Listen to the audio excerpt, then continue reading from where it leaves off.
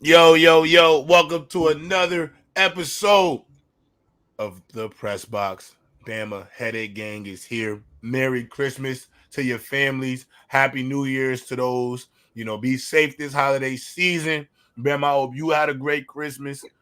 But we gotta get down to business, brother. Yeah. We gotta get down to business. I can't even come around and play around. It's what today is, man. It's rank day. It's rank day. The best day. It's the best day. It's the best day. Rank day is the best day. And you know hey, what? And I don't want to be messy before you get into it. Mm-hmm.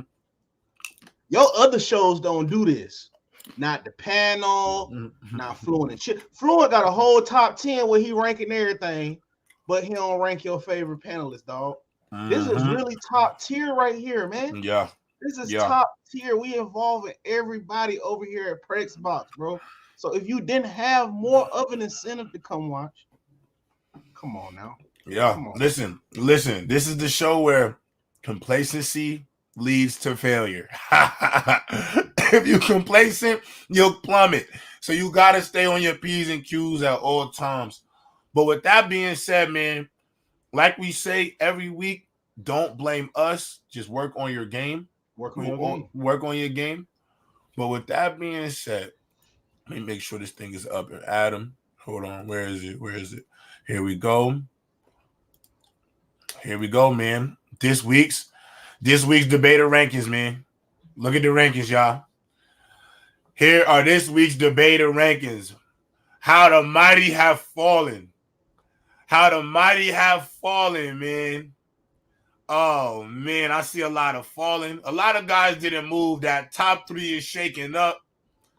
Some guys, I hate to see it, man. Some guys started as top 3, falling to 9. Riddell is completely falling off the cliff right now. Hellfire. Lonnie Ski. We had to put Lonnie up to the 2s, man. Lonnie's just been kicking ass all PressBox long, man. And you know what? You can't deny somebody who's undeniable. You can't deny somebody who's been undeniable. Lonnie Ski up to the top early. Oh, man. I hate that. I hate to see that. But he was the committee's favorite. He was really Alabama of the rankings. Yeah. Like the committee was like really trying to give him every excuse to keep him. Hey, he had the nudge. We was definitely the college football playoff committee when it came to early. But with that being said, at the top of the rankings, man, the youngest rankings champion so far, man. Oh, man, our little brother, man, little cousin, little headache gang himself, man. Trent, welcome to the top. But before we bring up the new champ, he asked me to make sure I put something out there for the people to see before I get it done. So I told him I'd do that for him. So let me share the screen. Let me share that. We'll share the screen. Can everybody see this? Hold on. Here we go. Let's grab this right here. And let's start the video. He don't need to do what CeeDee Lamb do because they use Debo Samuels like that. First and foremost, Brandon Ayuk is pound for pound a better receiver than CeeDee Lamb. We have to start. No. Now we talking race. I think a lot of y'all going off of CeeDee Lamb's college career and his name. We're talking about route running. He's been in the league better than them. Oh, man. Let's bring up the champ. What's good, champ? What's good, champ? Oh, man. What's good, champ? Like what I told the game. Like what I told you. Champ? It was only, feel me? It was only a matter of time. See, you see, bro, like who was just number 1? That's the sound of a bot. Nigga that don't know what he talking about. He say everybody don't know ball, and then he say that dumbass shit. Do we see CeeDee Lamb what he doing right now? But let's get to the chase, bro. Like I said, bro, I'm top 2 and I ain't 2. And you see it. And when I'm gonna stay on number 1, I'm gonna keep showing the belt collection. But you know what it is, headache gang, Bama. You know what it was, bro. You know what it was. You know what it was. I ain't gotta say too much. Undisputed. You dig? Undisputed. Also, you gotta hit a nigga with the Shador. You feel me? Little bust down. Nothing too crazy. People popping out with the mean coats. I got the bust downs. I ain't gotta say too much. Oh, You take it out. You take it out. oh man. All right. I ain't gotta say too much. Oh man. Let's bring on the guys. Your boy came with the bust down. I like the drip. I like the drip tread, busting up the Washington belt. Hold up. Right now. I'm calling him out right. Ain't no way you kept me at number 5 after early trying to take my butt. And I'm it's Mike bugging. The mic is crazy. Mike bugging, Random. Your mic farting right now, Random. Nah. Hold on. I'm about to switch. But y'all below early. We can't hear you, Random. Random, we can't hear you. Oh, nah. I'm going to be right back. Hell nah. I'm not gonna lie. Trent made me mad. I'm gonna tell you why he made me mad. Because he tell me every day he not Hollywood. And he just did the most Hollywood shit. But hold on, Manny. We can't allow you to speak. It's Lonnie Ski number 2. We got to talk to the big 2 right now. Lonnie, how are you feeling, bro? Was you expecting this? What is your feelings about this? Was you expecting the number 2? I mean, I was number 3, went on vacation, and y'all messed it up so bad it bumped me up a spot. Like, what was y'all doing? Yeah. Hey, that's what happened. I was doing a lot of content for BSS. They don't show up. So that's what happened. I was doing a lot of content for BSS. You know what? That's coming out soon. We got a lot of stuff coming out. Out to the BSS. But yeah, I mean, hey, I feel like I ain't mad at it. I like it. I feel bad early. But it's the college football rankings, Lonnie. You can't drop on the bye week, but you can raise based off. But you can't ride. Yeah. I'm back now. They chose to play. I'm sorry. They chose to play and lose. Bama, I'm sorry. I need to call. I never want to be this guy who calls out the council. I need the council to go back and review tape and conduct of the members from this week. I have no problem with Trent. I have no problem with Trent being number 1. My problem is not with Trent. My problem is with Manny's freaking partner in crime. He ain't say nothing, and the console. Y'all saw early try to take my whole Bucs take in the group chat, and when I gave him receipts, what did Early do? Left the whole chat. Left the whole chat. So my Chiefs take has also been wild too. It's been aging like fine wine. You told me I ain't move up at all. So let me say this. So can I say this though? Go ahead. Let me ask you this though. Let me ask you this though, Random. You don't think the council's not taking in Mr. Your Lord and Savior Brock Purdy how he just did on Christmas? Look, you don't think that's why they not take? That's why you might just stay there. You can act that. You can add. So I'm gonna say this. Even though you added me acting like I was the one that called him Baby Brady. My question is this. Montana. My question is Random. My question is this. Yes. When number 1 goes down, he got to go to the bottom. No, I'm not. Early was number 1 for 4 weeks. No. I'm not saying that. But based on what the number 1 was doing in the week. He was cooking. I couldn't let Early fall off the cliff. But he was trying to take my take too, J-Rob. I ain't gonna lie. Now Early was legitimately trying to take my take. We dropped him 2 spots though. He dropped 2 spots. He tried to take my take and then he tried to run off. Early was you gotta understand. Early, like Nick the Quick is saying, Early was undisputed for 3-4 weeks. We can't throw him completely off the cliff. It wouldn't be right. Okay, now, but Random, you gotta also be think. Safe. Random, you in the top 5. No, my problem was the little crime that was trying to be committed against my name.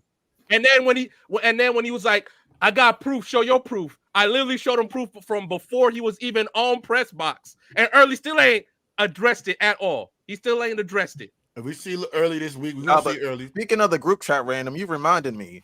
Yo, Jalen. What's good? I remember when you said, was it yesterday? That Tyreek Hill is a one-trick pony. He's more of a one-trick pony. Hold on, more of a one-trick pony than what was the receiver talking about?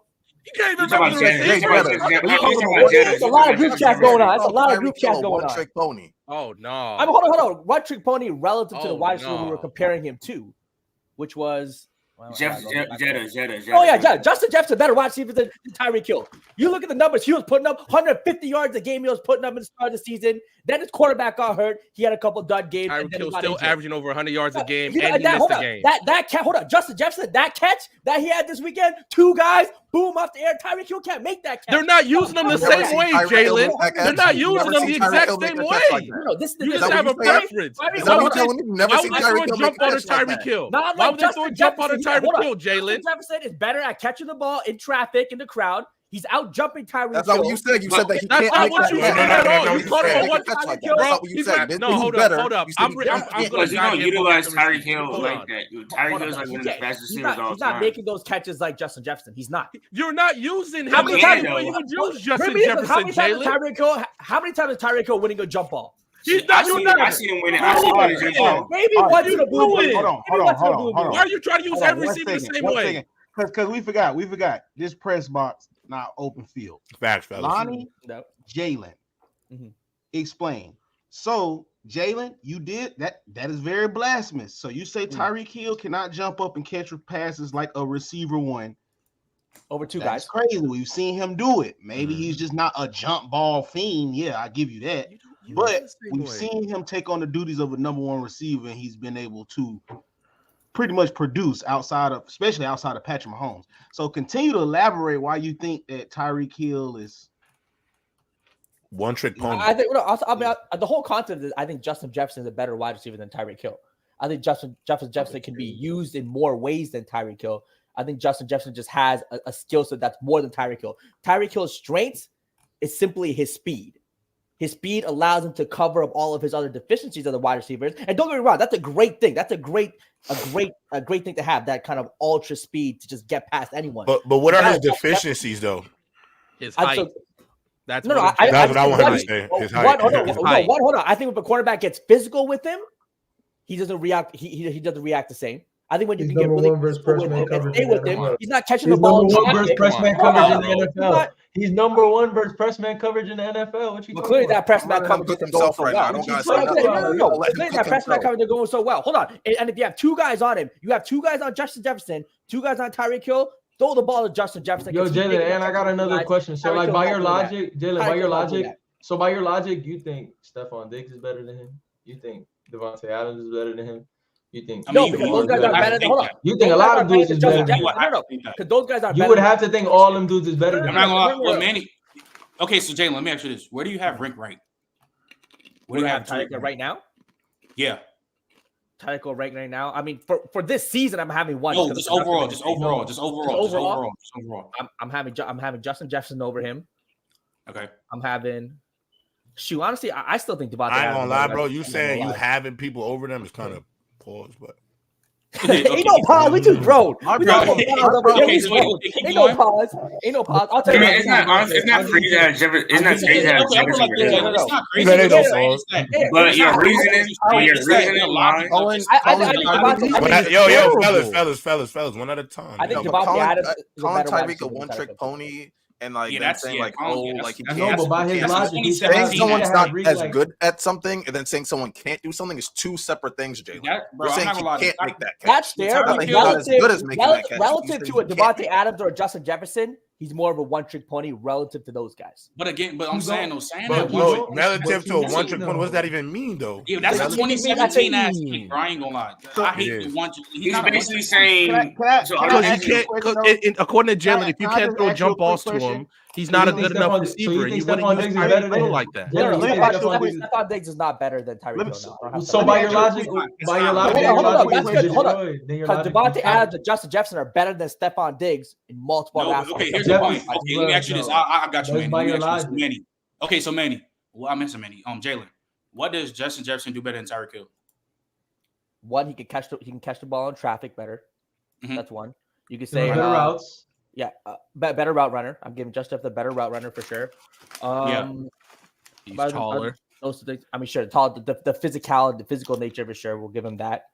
Okay, cool. So, what does Devontae Adams do better than Tyreek Hill? Devontae has better hands. Yeah, I think he has better hands. I think he's a better route runner for sure. Yeah, right. Yes. Again, better. I think better at catching the ball in traffic.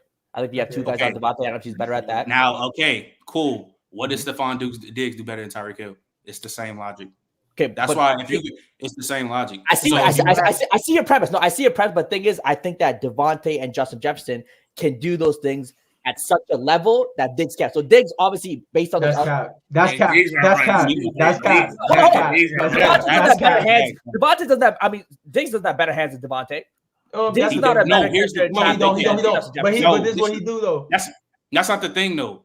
If you have Devontae Adams and Jettas over Reek, because you have the same talking points, hands, route running, same logic. Catcher.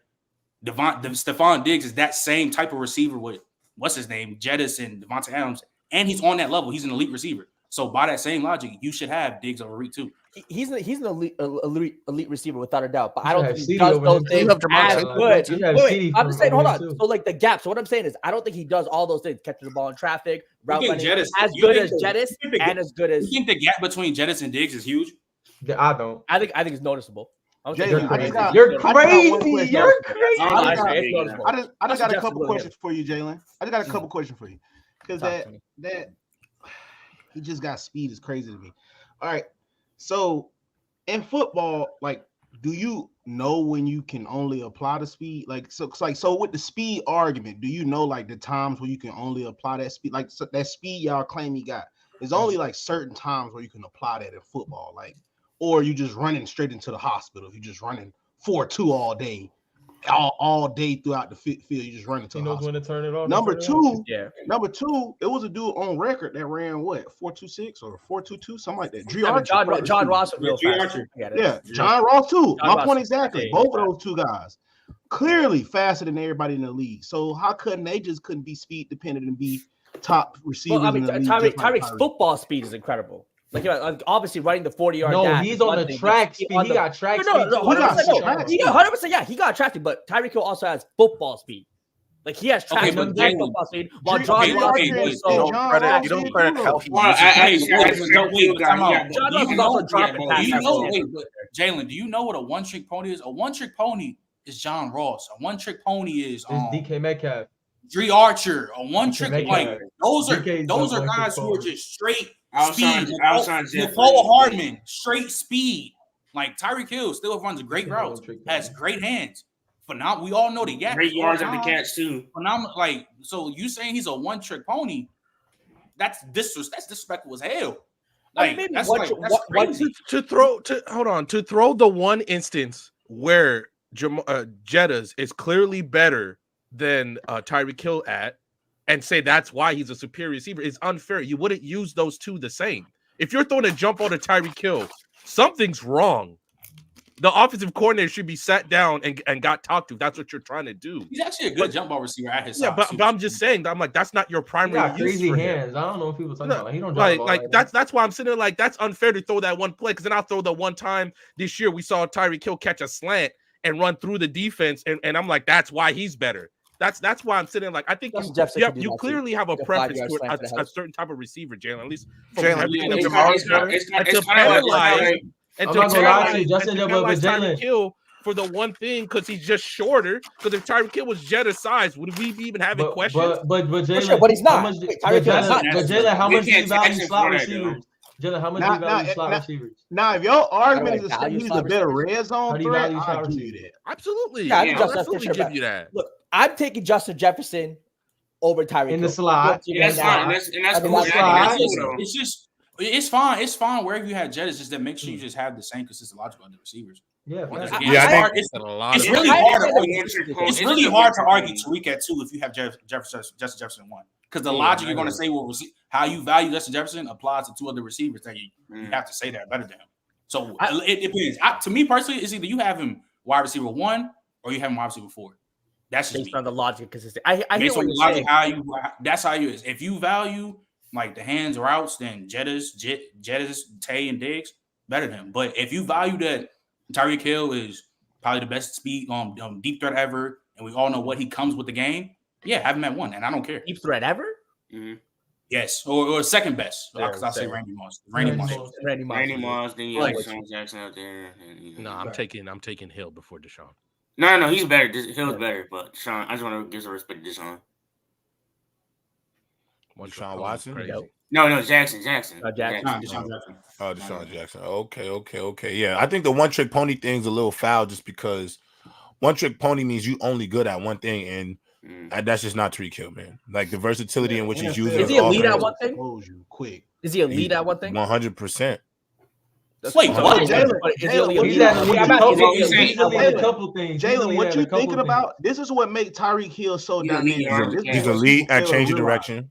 And this is why they try to be like, oh, he only a speed merchant. His 0 to 60 is like ridiculous. It's freakish. That's why it looked like, oh, he always just so much faster than everybody. No, it's just his 0 to 60 is so ridiculous. So in the part where you like in the bucket, in the sand, like on your brakes and stuff, it's hard to come out of that. So regular people come out of that a lot slower than what Tyreek Hill come out of that. So which leans back to the part of him being a great route runner. He's creating that separation based off of his 0 to 60, how quick he can just get in and out of his brakes, bro. His fast twitch is so ridiculous, bro. It's not his open field speed because it's only certain parts of football where you can apply that open field speed. Normally in the open field is the only time you can use it, or if he's running a streak route. You can watch the course of the game. How many times you just see him running streak routes? He running slants, he running bubble screens to where he stopped and then he starts real fast. So he's just so dynamic in his 0 to 60. By the time you get up to the 15 miles an hour it take to catch him, bro, he already at 20. You see what I'm saying? So it's just like I see what you're saying. The whole fast switch muscle fibers has the ability to change directions at high speeds. 100% I'm with that. But I think Justin Jefferson, his ability at his size and his frame to change speed, to change direction to change direction with speed at his size is maybe just as impressive considering the size that he has on him. I mean, it's impressive, but it's not the same level though, because like anybody in the league can run in a straight line very fast. Like you seen DK Metcalf, like he ran like fast 40. Yeah, but Justin Jefferson the reason why he went down because he can't. Justin Jefferson running more than a straight line though. Justin Jefferson can change. I'm not comparing that. I'm not comparing. I'm just talking about like the point from Bama made. So like the change of directions is what separates Tyreek Hill or any other receiver. So like yes, Justin Jefferson really good at it, but it's a different level. Like there's levels to it. Like a 3-point shooter, right? Yes, Halliburton's a great 3-point shooter, but Curry's at a whole different level. You can still be great at something, but someone be a whole different level at it. I just want to show love to Justin Jefferson too. He got Nick Mullins out there. Getting his 150. But everybody knows Jennings. If the injury situation didn't happen and Kirk, if injury didn't happen and if Kirk stayed healthy, injury didn't happen. If we talk about the production Jennings was going to put up, he was on pace for that 2,000 yard too. He was on pace for that 2,000 yard too. No, Kirk was going to sell him at a certain point in the season. What I'm saying we're just going to get inexplicable, because we've seen it before. We're just going to see a really bad game from Kirk Cousins, and Jennings is going to suffer for it. Jayla, I'm just saying we've seen that 240 in a bad game. That doesn't negate Jalen's point about his. I just don't. Hold up, Jalen. I just want you to keep the same logic when you have receivers, like because you said Tyreek is a one-trick pony, then you have all these receivers like Jettas and Devontae better than him. Then you should have other receivers better than him because they do the same. It's really just one more, honestly. It's really just Diggs. Yeah, it's Diggs, but still though. I asked Jamar Chase, but nah. What you talking about better than who? I'm saying under Jalen's criteria, does he consider Jamar Chase better? Nah, I mean, nah. I don't know how you look at what Tyreek Hill's done this year. And first, besides the fact that maybe he was just trying to prove his point by saying one trick pony. Look at everything Tyreek Hill's done this year, and to say that first of all that there is a receiver this year who's played better than him is crazy. You didn't say that, but also to just say that, the biggest problem is that he went to one specific thing that he knew Tyreek Hill could not match. To say that's why he's better, and that's unfair because he's also acting like Jettas is 6'4". He's 6'1". If Tyreek Hill was also 6'1", I'm not going to penalize him because he's able to still be dominant at his size. I disagree with Jalen's statement, but I think if you have somebody that's a really good contested catcher, no matter if Tyreek Hill does it or he's not using it, you have to factor that in at some point. You do. It's what you value as a difference maker. Like what's the difference maker? If Jamar Chase next year and he start getting better at route running, he becomes an elite route runner. We already know he's the best, one of the top 5 best contested catchers in the league, one of the best jump ball receivers in the league. If he starts adding that on, there's going to be a combo between him and Jamar Chase. Tyreek Hill and Jamar Chase. This is. We can't deny it. We'll see it next year. Right. We'll see it next year. So we just got to see. Right now, Tyreek Hill's playing the best. So fellas, we got to talk about this, man. It's crazy. Jared Stidham is getting the start. You got to understand why this is crazy because remember, Russell Wilson signed a 5-year, $242 million contract in 2022. They are benching him currently. Sean Payton is benching him in favor of Jared Stidham because of his displeasure with how Russell Wilson has been operating the Broncos offense. What are y'all thoughts on this? And is it over for Russ? Is it over? Well, what I saw on right before they benched him, they said it was for financial reasons. Yeah, they don't want him to get hurt. They owe him like a $9 million option. Yeah, because they said like he has like some $37 million that he can get. That'd be a lot, and they trying to have financial flexibility. So I don't really know if it's on Russ's play or I don't. Yeah, because I'm confused about that whole situation. I'm confused though. Like, okay, so let's say they're trying to save money, but are you saving money because you're going to get a new quarterback? Like, no, they don't want him to get hurt. Yeah, I mean, I don't know. That's what I'm saying. The situation. What's the plan, man? That's what I want to know. Right now, J-Rob, maybe they don't want to get hurt to trade him. Right now, they're 14th. They're like 14th in the draft order. So if they lose a couple more games, they can maybe slip into the top 10. Yes. Aren't they also like in the playoff race still? No, they're basically. Aren't they still in the playoff race? No, they're 7 and 8. I'm just asking the question. It's over with for them. Yeah, they're not making the playoffs. I don't think they're making it. I think it was just a thing. Right now, sitting Russ is conceding. Like that means like they're in full take mode. Then I say also sit PS2. Say it again. Sit Surtain too. If that's the case, like sit Surtain.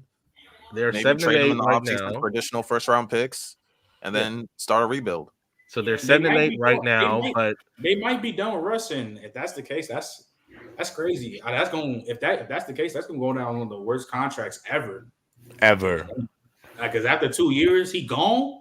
You benching for Jared Stidham? Like that's crazy. Like so my question is if they're not going to sit PS2 like Lonnie said, then because they're 7 and 8 right now, and everybody is 7 and 8 until Jacksonville, who's the 4th seed at 8 and 7. So if they win their last 2 games, they're in the playoffs. Mm-hmm. I think they. So I don't understand the message stuff. They have I think Nick said they have a 4% chance of making it right now. They got the Chargers and the Raiders to finish off the season. They could win both those games. Makes sense. If they still have a chance at the playoffs, then it's a little. I think it's a little more football oriented. As of now, the reports I read too was just strictly for salary, like kind of saving money. I don't know whether there's incentives in the contract for how many games played over the first couple seasons. They're talking about protecting him from injury, so they. It appears like they're just getting. If he gets hurt, if he gets hurt and he can't pass a physical, they have to pay him a certain amount of money or something. So whatever it is, it really looks like they're just trying to get ready to get. Right now, they have a 6% chance of making the playoffs. He's played relatively well. Like his past 5 games, he's played relatively well, like an above average quarterback. Even looking at Russell Wilson's contract, it doesn't make any sense if they owe him 42 this year, then they owe him 41 next year, then they owe him 40 the year before that, then they have a potential out after that year. But you don't know like the incentives of like games played and stuff like that. I'm literally looking at his contract right now. They're gonna owe him money whether they cut him this term or not, like at least $80 million. Holy smokes! Because I just think maybe they just reconstructing his contract just to fix that contract. Because for instance, if they cut him after this year, they're going to have a dead cap hit of $85 million. If they cut him, he said Mac Jones will be in Denver next season, no doubt. I don't think Mac Jones will have enough confidence to be in the NFL next season, dog. Mac Jones gonna be a college coach. I'm just for real, dog. Like, bro, if y'all saw that dude play like the last few games before he just didn't play no more, I'm a quarterback. It just he go to no. Do not give Bill Belichick that out. He ruined him. Bill Belichick ruined whatever Mac Jones was going to be. Mac Jones was never going to be anything, though. Yeah, no. Mac Jones hype. Hold on. Let's not sit here and pretend like he didn't have a defensive coordinator teach him how to play offenses. He was never. But what I'm saying is, he was never going to. I don't think at any point was Mac Jones going to be a upper echelon or an elite level quarterback in the NFL. No, I don't think. As a Patriots fan, I never thought he was going to be that. I thought he could be at maybe his max. He could be like a top 15, top Kirk Cousins. 16, 17. That was like his future. There's no way we thought you'd be as good as Kirk Cousins. I think Belichick thought he could find guys like Matt Castle, Jimmy Garoppolo, Tom Brady. He thought he could just make these guys the quarterbacks, and he couldn't do it. Mac Jones was. Hold on. I never read any hype about Mac Jones being some franchise. Kyle Shanahan won in him. It was overruled for Trey Lance. There's plenty of Heisman finalists who don't turn out to be solid. He was hyped up though. He was hyped up. Mac Jones did have some hype. He did have some hype. I never saw anyone call Mac Jones a franchise-saving quarterback. Kyle Shanahan won it. When he made the playoffs the first year, you're chatting. He was overruled in the Trey Lance. You were not watching college then. You were not watching college then. Kyle Shanahan won it in. It's documented. Not even that, his rookie as an Alabama fan, if Alabama did not put Devontae Smith at punt return versus Arkansas, that Heisman was gonna be at Mac Jones' house. Literally, that was the only reason. That was the only reason Devontae better. No. He's better than AJ McCarron. Don't do that. Yeah, do not give Bill Belichick this out. No quarterback. Do not give Bill Belichick this out. Patrick Mahomes would not be Patrick Mahomes if Andy Reid made Steve Spagnuolo call his offensive plays. Also, I'm not saying Mac Jones would have been a top 10 quarterback, but we're not going to skip over the fact that he had a former defensive coordinator who's never called plays in his life, and ask Trent how he feels about Joe Judge, and that was his quarterback coach. We are not letting that slide. Do not give Bill Belichick that out. He ruined whatever Mac Jones was going to be. I'm not saying Mac Jones was never going to be I'm not saying he was going to be a top 10 quarterback. But, bruh, come on. Acknowledge that. That's some shit coaches did in the 60s, not in 2023. That's what they do in the 60s. And that happened to Mac Jones. I mean, I think let's not sit here and pretend like that. That is something that happens to everybody else. That's a fair point with Belichick and the Patriots that maybe they didn't put him in the best position to succeed, whether that's the coaching, the piece around him. One of the worst positions. That's fine. They didn't put him in the best position, but Buddy was still terrible. Exactly. He was still terrible. Like he didn't show any flashes of greatness. Don't let me use that. Everybody knows. Don't do that. You can't just overlook that. You can't overlook that. You can't use that as an excuse too. You can't overlook it. I'm saying use that as an excuse. That's something people in the 60s do. Trent, once again, I'll give you that example. Trent, your kid is going to college. Bro, okay, here's the thing though. I understand that he was in a terrible situation. But there's some stuff that has nothing to do with coaching. Coaching is just you. Simple. Point blank simple. And don't try to like twist it up and try to make it seem like we've seen it multiple times. You can be in a bad situation. Name another time outside of the 60s where a quarterback had a defensive coordinator calling his plays. Name another. Coaching doesn't matter when you're just throwing ducks. Sometimes coaching it's not the coach's fault. You're throwing bullshit. How can you just skip over that? Name another time in modern NFL football where a quarterback had a defensive coordinator calling his plays. Random. Can I ask you a question? Yes. Where did you rank Mac Jones before that year? Where did you rank him? Maybe like 19th or 20th. But he was a rookie. He's a rookie. 19th or 20th. He's not freaking at Patrick Mahomes. Most, but his 15, second year, 16. When you're supposed to get better, you completely ruin whatever goodwill or whatever you saw in that first year. I agree that they ruined him. He was 19-20. Real quick, Trent. His max potential was probably like 15, 14 at best. So the fact that he fell off, like he was the type of quarterback where not like Brock Purdy, but it's like he needs weapons around him. The Patriots have been devoid of weapons for how long? So he was doomed from the start. But at the same time, him not maxing out to that 15, 14 spot when he was already 18, 19, like y'all are really giving Bill Belichick this out. That's what y'all are doing. Yes, you literally are. You are giving him out. You are giving Bill Belichick this out. I'm saying the result wouldn't have been that different. We don't know that. No other quarterback has gone through what Mac Jones has gone through.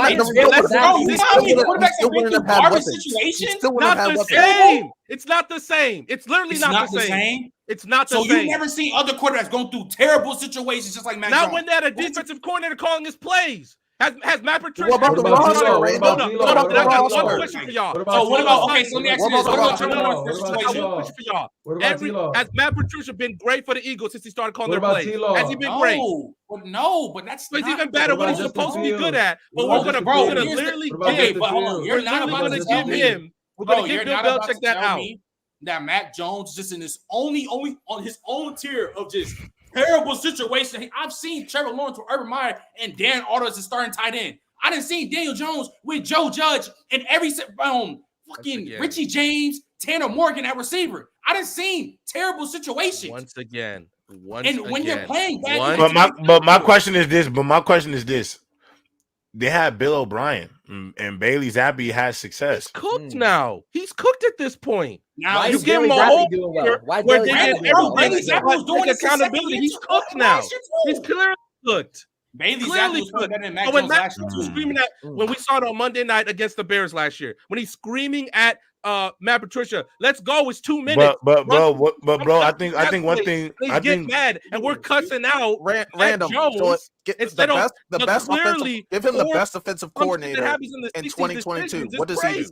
What does he do with the best offensive coordinator in 2022? With the weapons that they had last year. With the weapons that they had last year, what does he do? Give him somebody who's at least call offensive plays. I'm asking Bill O'Brien. They did though. They did, and he's cooked because that. Okay, if he got Bill O'Brien last year, I'd be good with it. But what I'm kind of lost on is what Mac Jones is in year 3? Yes, third year. So he had an OC his first rookie year, and he was mid. He was mid, which is great. You want every rookie quarterback to Pro be Bowler, mid and Pro Bowler. Yeah, year after he's not going to be. The year after they put man, he had a 99-yard gritty, man. Watch your mouth. All right, but hold on. Okay, but my thing is this though. He gets the DC Matt Patricia Joe Judge situation the year after, but then they go and find him an OC, so they cater to what they did wrong. They tried to solve it. What I'm lost about when it comes to Mac Jones is I think random one thing you're not being honest about is Mac Jones was throwing the 3 first-round receivers in college. Absolutely. Let's just put it in perspective. I understand that. That Alabama team Mac Jones was on was a first round elite level. All those players were going first, second, or third round of the NFL draft. This was a loaded team. Mac Jones was plug and play, bro.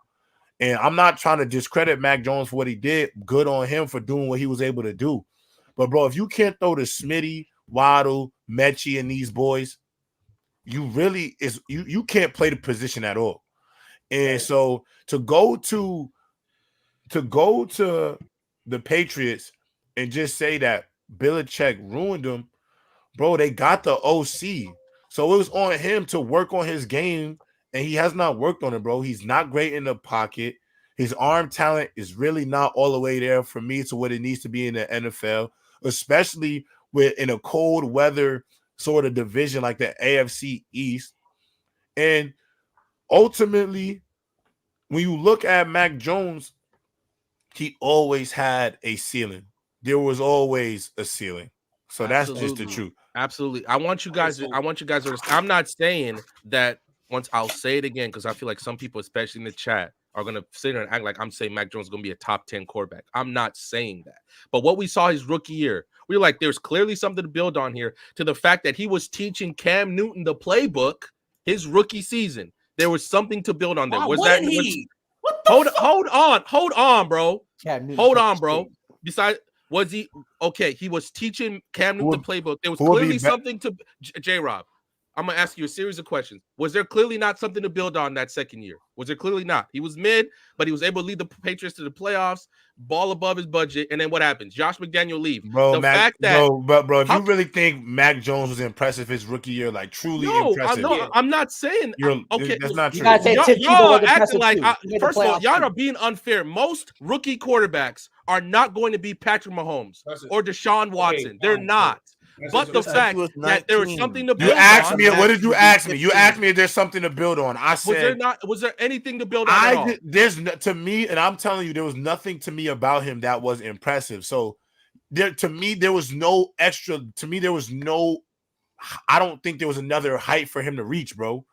Like what he. What did you see in Mac Jones that we don't see in Mac Jones? I was like, look, he's a clear game manager that you have to put pieces around him, right? And he clearly needs a good support system. And maybe he can rise above that. But for you, he said a good support system. He already hold on. You can say whatever you want about Josh McDaniels. You can say whatever you want about him, but when he leaves and when your idea is like, all right, we got something here. He's not going to lose the game for us. I'm going to call my boy who's never called offensive plays in life. That's why I used the straight metaphor that I used on Trent. I understand that part. I'll say one last thing. Now be quiet. I'll say this. Yeah. Look, Lonnie and Trent, you send your kid, you give your kid gets a car, right? All right. He's not a bad driver, but he's not a good driver. He's a mid driver, right? So you're like, okay, I'm gonna send him somewhere to learn how to become a better driver. That first year, okay, he's still a mid driver, but maybe he could be good. But then this time, after that first year, you send him somebody who's flown planes and never driven a car before, and then you get mad at your son because he's a bad driver when you sent him to somebody who only flies planes and never driven a car before. You know the concept you're missing in this. Wait, real quick, Trent, because like he's missing something in the analogy.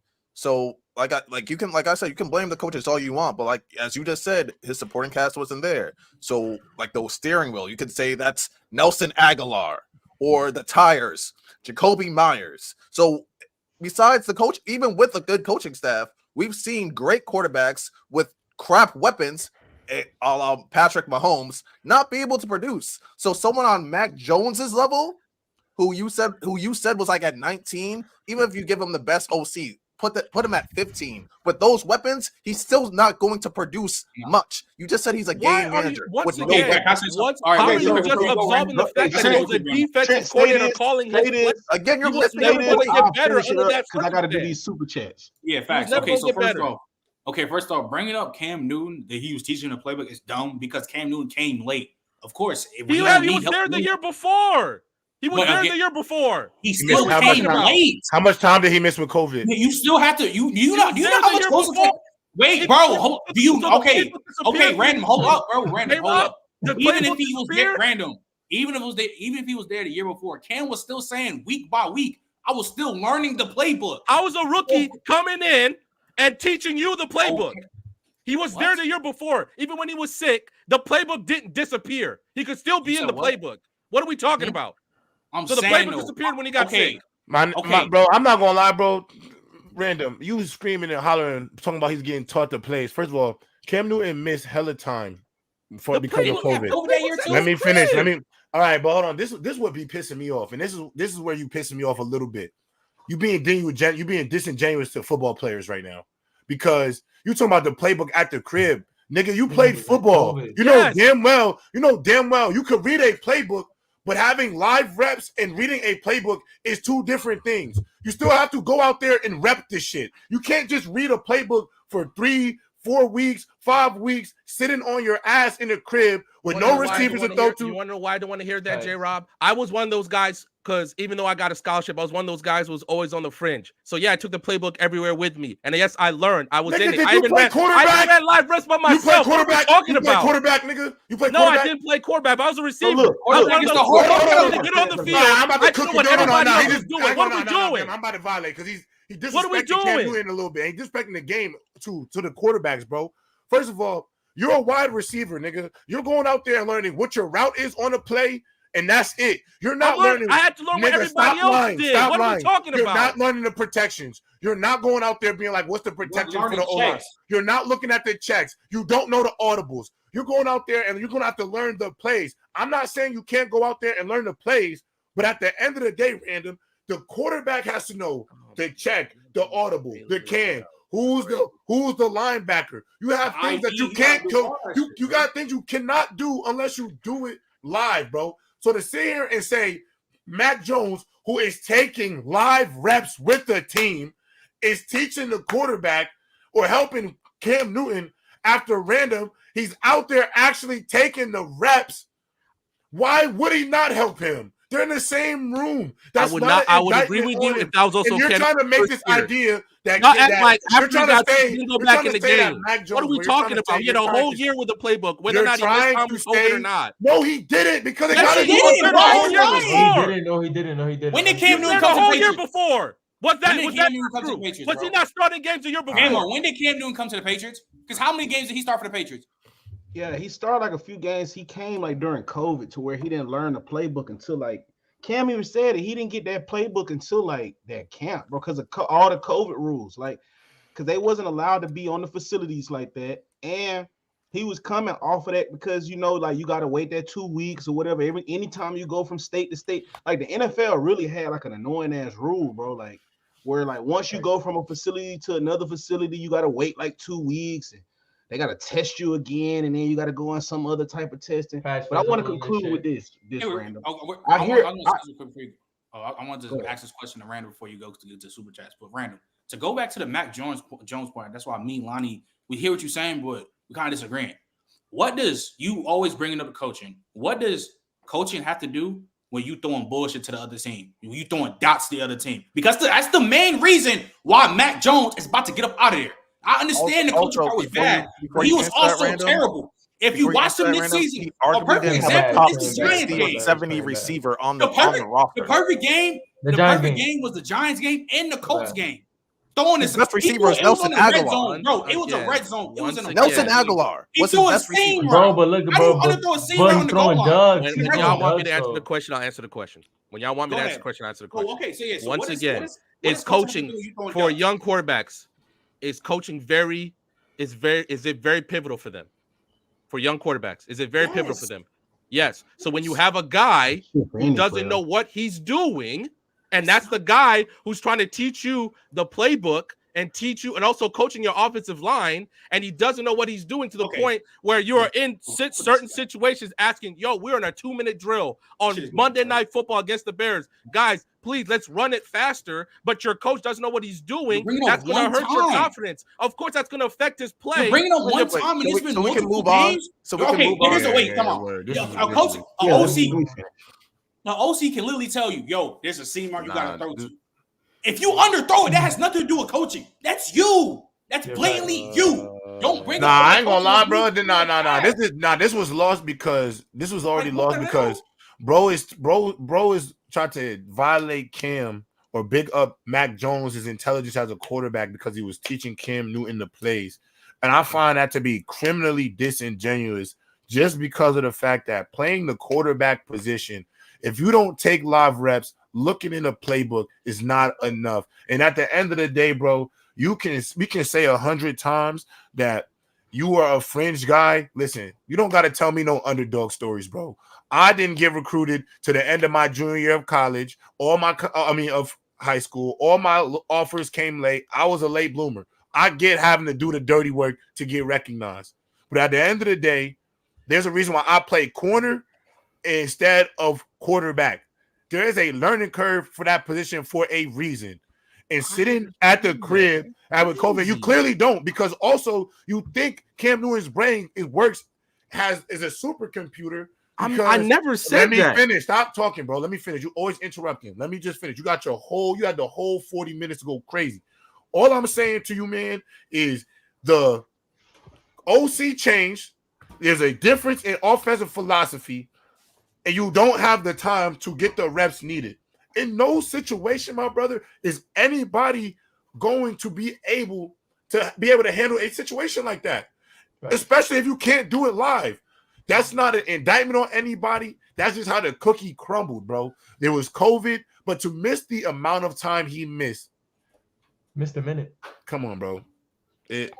Also this too. I just want to close out with this. Random, I do hear you. That is criminal not developing him with a coach. You are correct. But I will say this, and it was brought up in the chat, and it's a very valid point, and I think Lonnie will agree. Mac Jones' ceiling was probably a top 15, 14. Let's just say, as an Alabama fan, let's just say a bottom 10 quarterback, top 12, as a Bama fan, just to make me feel good. Let's say that's his ceiling, bro. You think, like, as a team, like, do you know the amount of weapons you would have to invest in order, if that was your quarterback going forward, the amount of weapons and support you would have to invest in to make sure that that level of play, which is we'll just say top 12 play, is sustainable. Like, so with the rookie year, you got because I made the same point with Rashee Rice. As a rookie, they come in, they hype, they bushy tail, they bright eye, they really want to make the team, they want to make their name. So of course, a lot of the stuff they're gonna come out there and do is just gonna be based off of they instinct and ability as an athlete back against the wall to make this team. Once you get past that honeymoon phase, which is that first year, film sets in. I agree. Maybe you should have had a better coordinator for that second year. But again, you got to look at it from a standpoint. Am I really just going to invest in a $5 million OC?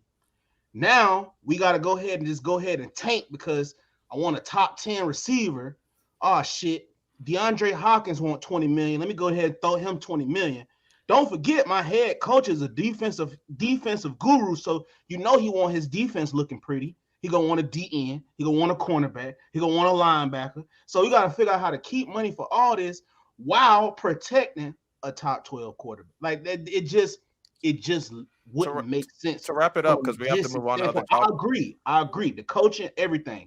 Clearly sabotaged that man. Clearly sabotaged him. But it would be worse if it was somebody like a Lamar Jackson or even a Trevor Lawrence. It would be more pronounced, but the same questions would be asked by me.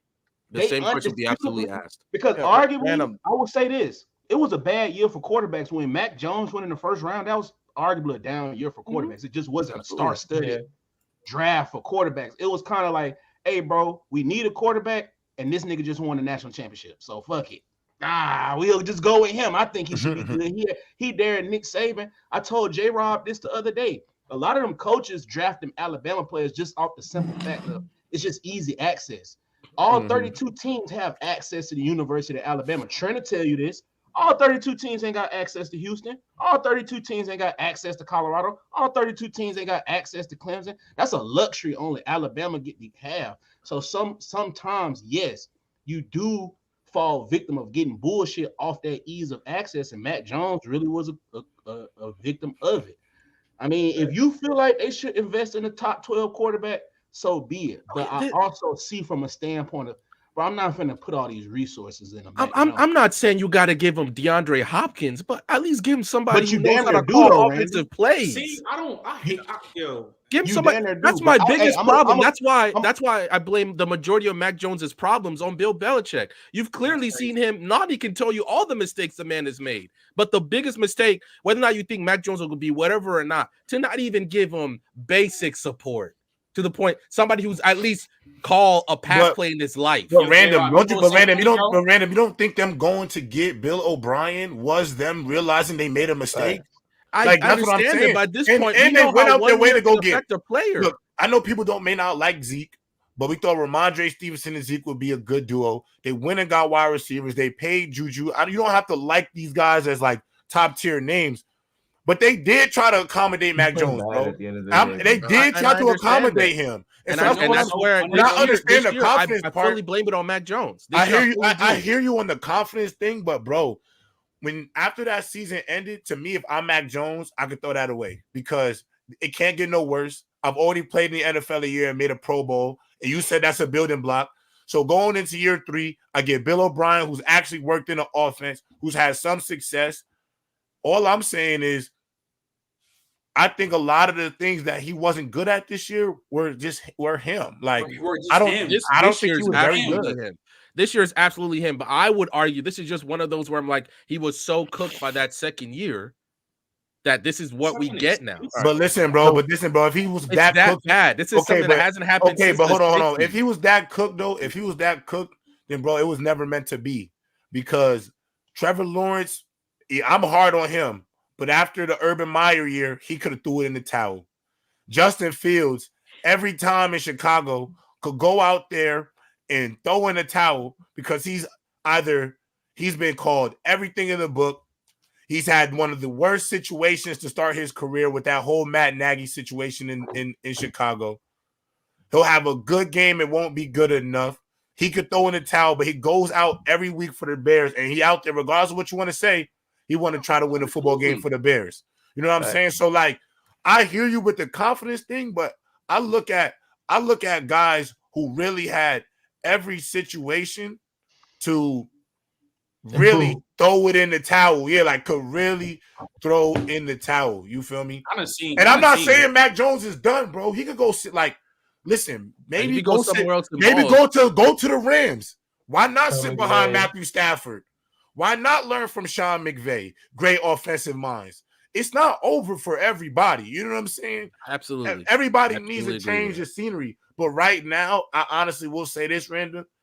his confidence being shot, that got to do it. That got to do with him. You know what I'm saying? Like he gotta because this year he could have redeemed everything. Because in my eyes, like Mac Jones and Trevor Lawrence, like their situations last year, Trevor Lawrence with Urban, it can't get no worse, bro.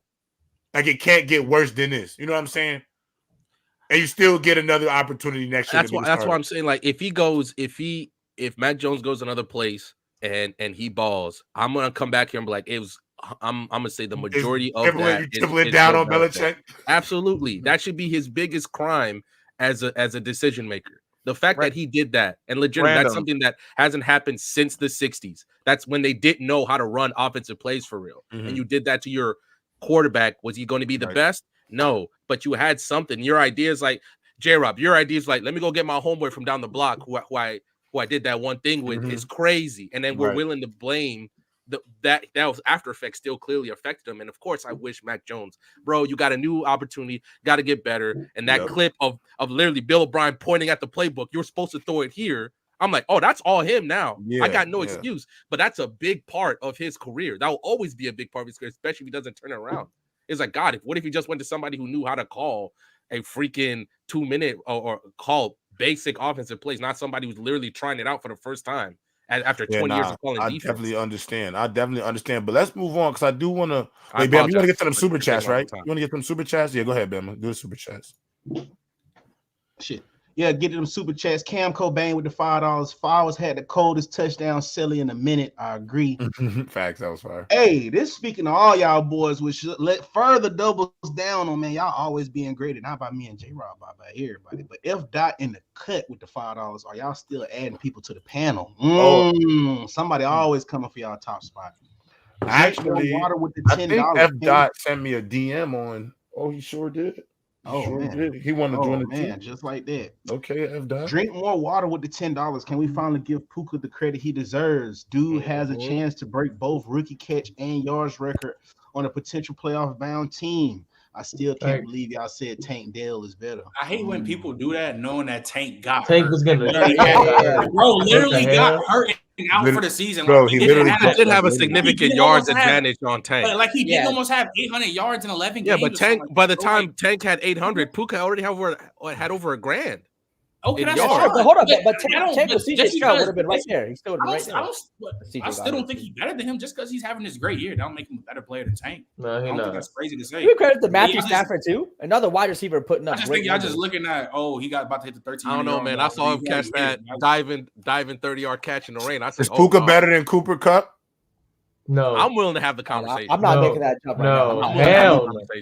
Let's fall back a little bit. Let's relax. Let's give him this season. Who's been the best wide receiver for the Rams this season? Go ahead and lie. That'll make him better though. Go ahead. Go ahead, lie and say Puka. He's not better. He's not better. I'm not saying he's not better. I think he's out of better. But I will say this. I will say this though. Watching Puka Nacua do what he's doing 2 years ago when me, I think Trent was telling y'all that a lot of other receivers in the league, if you put them in that Rams system that year that he won the Triple Crown, names like Jettas, Chase Hill, a lot of these guys, we did say that I think they could put up the same type of numbers. And then obviously Puka's was literally starting the year being put in the Cooper Kupp situation. Puka Nacua also, he's nice, also leads the NFL in drops. Look, cooking. Like I said, Matthew Stafford right now has a track record. Robert Woods, Golden Tate. All right, hold up. Okay. Like I'm telling you, Matthew Stafford, hold up. Matthew Stafford has a track record and the best season out of all these wide receivers. This is the one thing. This is the one thing I hate when we talk about Matthew Stafford. Niggas act like Matthew Stafford just turned water into wine, like he don't play with dudes. Like Golden Tate at one point was a dude. Calvin Johnson, a dude. Calvin Johnson played 10 years, was a first ballot. I'll say it like this. Calvin Johnson arguably one of the biggest. Forget what Golden Tate was doing in Seattle. You just forget that. Golden Tate. Especially when he had Golden Tate. That's what I'm saying. Golden Tate was a dude at one point. But Golden Tate hasn't looked better without Stafford. Who's Golden Tate look best with? Who would Robert Woods look best with? Do you forget when Golden Tate? Robert Woods looked best with Jared Goff, not Matthew Stafford. What are you talking about? Golden Tate looked good. What are you talking about? Team he plays. Do you forget when he was on the Seahawks? Like, bro, this is what no. I'm pretty sure he was still better. Matthew Stafford's a dog. Matthew I understand Matthew Stafford's a dog, but I hate the narrative that he just make these players into their best. Matthew Stafford done played with guys. Like, he's played with guys, bro. He's played with dogs. Look, like, I'm not saying he played with talented wide receivers. He played, like I said, he's playing with wine, but he takes a $30 bottle of wine and makes him into a $200 bottle of wine. I'm sorry, Calvin Johnson was going to be a $2,000 bottle of wine whether he played with Matthew Stafford or not. Calvin Johnson obviously is going to be great no matter what. That's Calvin Johnson. I think, but the thing is, though, Puka Nacua was nice coming out of BYU. He was just a head case. But anyway, 80K FT. Tua was giving Waddle and Hill. Hurts was giving AJB and Slim. Mac Jones had 3 OCs, 3 years. One of them a DC, Kendrick Bourne and Jacoby Myers as receivers. Pierre with the $5. Mac Jones is not good enough to overcome bad coaching, but that doesn't make him a bad player. You put him in a better situation, he's going to be fine. But again, it goes back to the situation. His ceiling probably is a top 12 quarterback. Am I the only one that doesn't see the super chats on the screen? No, he's just not. He's reading them. He's not just. He's reading them. All right. He's just reading them. Yeah, see, this is what I be talking about. Y'all not understanding what I'm trying to say. Like, when it comes to this Cooper Kupp thing, this is why I keep saying I've never seen a receiver off 1 year get as much grace for doing what he did in 1 season. And, respect to the chat. I feel y'all have y'all feelings on this. But to keep saying that 1 season was arguably the best wide receiver season ever, that was cool. But at the end of the day, fellas, he's been more hurt than he's been healthy in his career. And y'all keep telling me about 1 season, but he has not replicated that since. And I'm hearing about Cooper Kupp's prime. Who gonna tell him? Cooper's Kupp prime was 1 season. That was his peak. His peak was a year in history.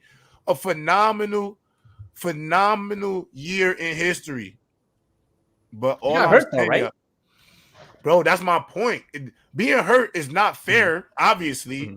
Like Bo Jackson. What is Bo Jackson's career? He doesn't get hurt. What is Sterling Sharp's career? He doesn't hurt his neck. All-time great. You know what I'm saying? There's a lot of players that I know, if they were healthy, they can be great players. All I've ever said about Cooper Kupp is we have put him in these top 10 convos, top 5 convos because of the 1 great season, which I loved, thought it was great, thought he was top 5, top 10 that season. But if you're not on the field more often than not, availability is still the best ability in the game. Right. And unfortunately, and I hate to be that person, but this is just coming from a football player's perspective. Like, I've seen what happens to teammates, what happens to myself. I've been hurt before. Like, the team still got to find a way to win the week after, whether you get hurt or not. Puka Nacua is a rookie having a better rookie year than Cooper Kupp. Cooper Kupp's prime was not his rookie year. Then I think after that, towards ACL the season after, I'm pretty sure. So it's like he's been hurt more times than not. He's a great receiver when healthy, but Kupp was good before the Triple Crown. Health is a factor, bro. Health is a factor. Looking at his career stats, I mean, Ron, that 1 season is such an outlier. Like, you look at the career numbers, like he's not even a Hall of Fame wide receiver. Like, he's not even close to it. That's literally what I'm saying. If you take Cooper Kupp's career numbers and take out the Triple Crown year, you cannot really argue that this is a top 5 level receiver. Like, you can't. You can't even say he's top 10. His skill set is really good, though. His skill set is phenomenal, bro. I think his skill set is phenomenal. He just needs, bro. The conversation would be different if he got help, if he was able to, if he played more. Yeah. That's really all I'm gonna say. Because last year he was on pace to do what he was doing again, but then he got hurt. So, and for all y'all who saying Puka, I never said Puka Nacua was better than Cooper Kupp. I just asked the question. It's called asking a question. The question is not a take, chat. That just so y'all know. Also, it's also very hard for receivers to make the Hall of Fame originally. Like, they make Chris Carter wait. They make Chris Carter wait. They make people wait, especially as receivers. He only has 1 other 1,000-yard receiving season, and that was barely over 1,000. Like, it's just not that impressive. I didn't realize it was this bad. I just hate the Matthew Stafford shit. Oh, no way! What happened? The Packers. The Packers. They suspended Jaire. Suspended Jaire Alexander for running out on a coin toss. For what? For what? So he crashed the coin toss when they played against the Panthers. Is he not one of the captains? Like he wasn't supposed to be out there? They suspended him for one game because of it, bro. That's interesting. That is actually very interesting. That's kind of. Suspending for that. I feel like I ain't gonna lie. I'm requesting a trade. After that. Unless he was wilding before that, because you just don't suspend. You don't just suspend him for that. Right? And he's from North Carolina, bro. He's from North Carolina. Yeah, it has to be more than that. Yeah, like you just don't suspend him for that unless the Packers are showing off. He's the best crazy tendencies. Overall, he's the best player. One of the best corners in all of football, man. He probably cussed off their coach or something, and then that led to some sort of discipline. Oh man, that's crazy. That is crazy. So let's talk about the offensive woes of the Kansas City Chiefs. Travis Kelce says that it's not just one guy on the offense; it's multiple reasons. What is y'all plan to fix the Kansas City Chiefs, fellas? I called you. I called it. Okay, I called it. Go ahead, man. He started. Well, first of all, they got to get wide receivers. Their receivers are playing terrible, but they're really missing Eric Bieniemy a lot. They're missing him a lot. You can tell that offense is not clicking at all. And another thing is, Mahomes is not playing good at all. These last couple of games, he's been making bad throws over the middle. He's not reading defense how you usually read defenses. He's lofting throws, and I think the Kansas City Chiefs have a lot of things they are worried about. Right. I called it damn near 2 months ago when I said that the bad play, that Chiefs receiving core was a fatal flaw of that team, because whatever bad mojo or whatever is now affecting the rest of the team. They fell into the curse. They fell in the curse of having a great quarterback, where they're like, we can just give him crap. We can give Mahomes crap, and he'll make wine, and we'll be great. Because Lonnie and I have seen that with Bill Belichick. Did that to Tom Brady multiple times. The problem is they probably thought Travis Kelce was going to be way more impactful this season than he was. He's 34. He shouldn't be the most impactful player on your team anymore in terms of your most impactful offensive weapon. Mm-hmm. And I know it sounds crazy, and I understand that you had to pay Chris Jones at the start of the season, but when Mike Evans was out there, it wasn't going to cost that much. D-Hop was out there, and now it's gotten so bad that in Week 16, you can blame Nagy or whatever you want. These receivers, I don't know how you're having miscues, and Shannon Sharp said it great on First Take the other day. I don't know how you're having these kind of miscues in Week 16.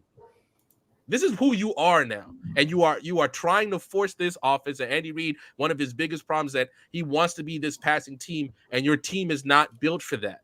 Yeah. You're just not. So you need to adjust. Does that mean run the ball more instead of having Mahomes throw 40 times when the Raiders did not respect his arm at all, because they don't respect the receivers? Right. And now he was out here running like it was Super Bowl 51 again, making horrible decisions that if Zach Wilson or another bad quarterback made those decisions, we would be outright roasting them. He should have thrown at least 3 picks. He got bailed out on one of them at least, because and then he's out there running, taking huge shots. He was bad. Patrick Mahomes was bad on Sunday. He was bad. No, I mean, I get it. I mean, I do think they need to commit to the run. Yeah, I just think that, of course, the wide receivers, but we've been letting Mahomes slide for like some of this bad play, but yet Monday, bro, that got to put a stop. Like, there's no way you should be losing to a dude who has 62 passes inside the first and didn't complete a pass since the first quarter. Like, and you was playing Goddard, thinking Carrot, like, what's his name? Decisions is terrible, throwing bullshit, like taking. He had no reason to take. Like Brady said it, bro. It's okay if you throw the ball away. It's okay. Why are you running and getting hit like that? Random. The biggest issue right at this point now is like they lost all confidence, and it's like, so they're already messing up, right? So they're already messing up, dropping passes. Right. Then they hear all this talk about how they're trash, yada yada. Now it's in their heads. Now they're second guessing themselves. So now they're playing even worse than they were playing before. Then Pat Mahomes, he lost confidence in them, and so now he feels like he has to do everything. So now he's doing too much while they're already in their heads, second guessing themselves. Right. So now it's just like a spiral of dysfunction. And I think I said last time I was here, because I was like, yo, they need like some type of new life. Is there a free agent? The best free agent at this point, and Trent could tell you all about him, is Kenny Gallup. He might help. He might help. Nah, Kenny Galladay, where they're at right now, he might actually help. Well, say, yo, if he could get back his his magic from the Lions, and like, hey, he'll be their best receiver. I hate to say that, but they so bad that Kenny Galladay might help. I think to Random's point, I think Andy Reid and the Chiefs, they just have to kind of on the fly change their offensive system. Like this pass heavy team where you're trying to throw the ball down is not going to work. I think one, like I said, they're gonna have to focus on running the ball. Maybe be a more ground and pound team. But two, also, when people realize, remember that year when Peyton Manning came back, it was the last year, he couldn't make the throws. He wasn't going to be the Peyton Manning goal. What they did a lot of was get the ball to Demaryius Thomas, set some screens, let these guys do their thing. So as bad as these wide receivers are, I still think they're good enough. They're still a level of athlete where you put them in some space, just throw them, 5, 6 yards, 3 yards, get the ball in their hands, and let them beat their guys. Let them use the skill that they do have. May not be catching the ball 30 yards down because Patrick Mahomes is still throwing dots. They're just dropping them a lot of times, or they're running the wrong route. Get the ball in their hands, let them make a play. And if that happens, that is going to open up a little more. So every once in a while, play action, you do the play action, you can have those 20, 30, 40-yard completions, right? So I think they have to focus on that in terms of Clyde Edwards-Helaire. Get him some more touches, maybe not for the running, but just through the pass. Use him like a Le'Veon Bell or David Johnson when they were getting 8 to 10 catches some games. Just get the ball in these kind of skill positions' hands. Give some guys to set them screens, set them picks, whatever the case may be, and let them see the work. Because right now, the heavy pass-heavy stuff, if he's trying to complete these 20, 30-yard passes, it's not going to work. At this point, it's not going to work. That game was a complete statement of how bad the front office has messed up here. Hold on. I'll be Bama, Trent, y'all hold it down. I'll be right back. I just got to use the bathroom. Bad. Patrick Mahomes is about to make $60 million next year. About to make that. So I understand that you're trying to maximize what you have, right? And you're trying to work the cap and whatever. But even when Patrick Mahomes, because I know some people were like, yo, his line is the worst part. Even when Patrick Mahomes was being adequately protected, you would have thought the Raiders were the freaking Legion of Boom out there. They were strapping people up the way they were playing. And the Raiders offense only scored 3 points. So eventually that defense was tired out. Like, bro, we trying everything we can.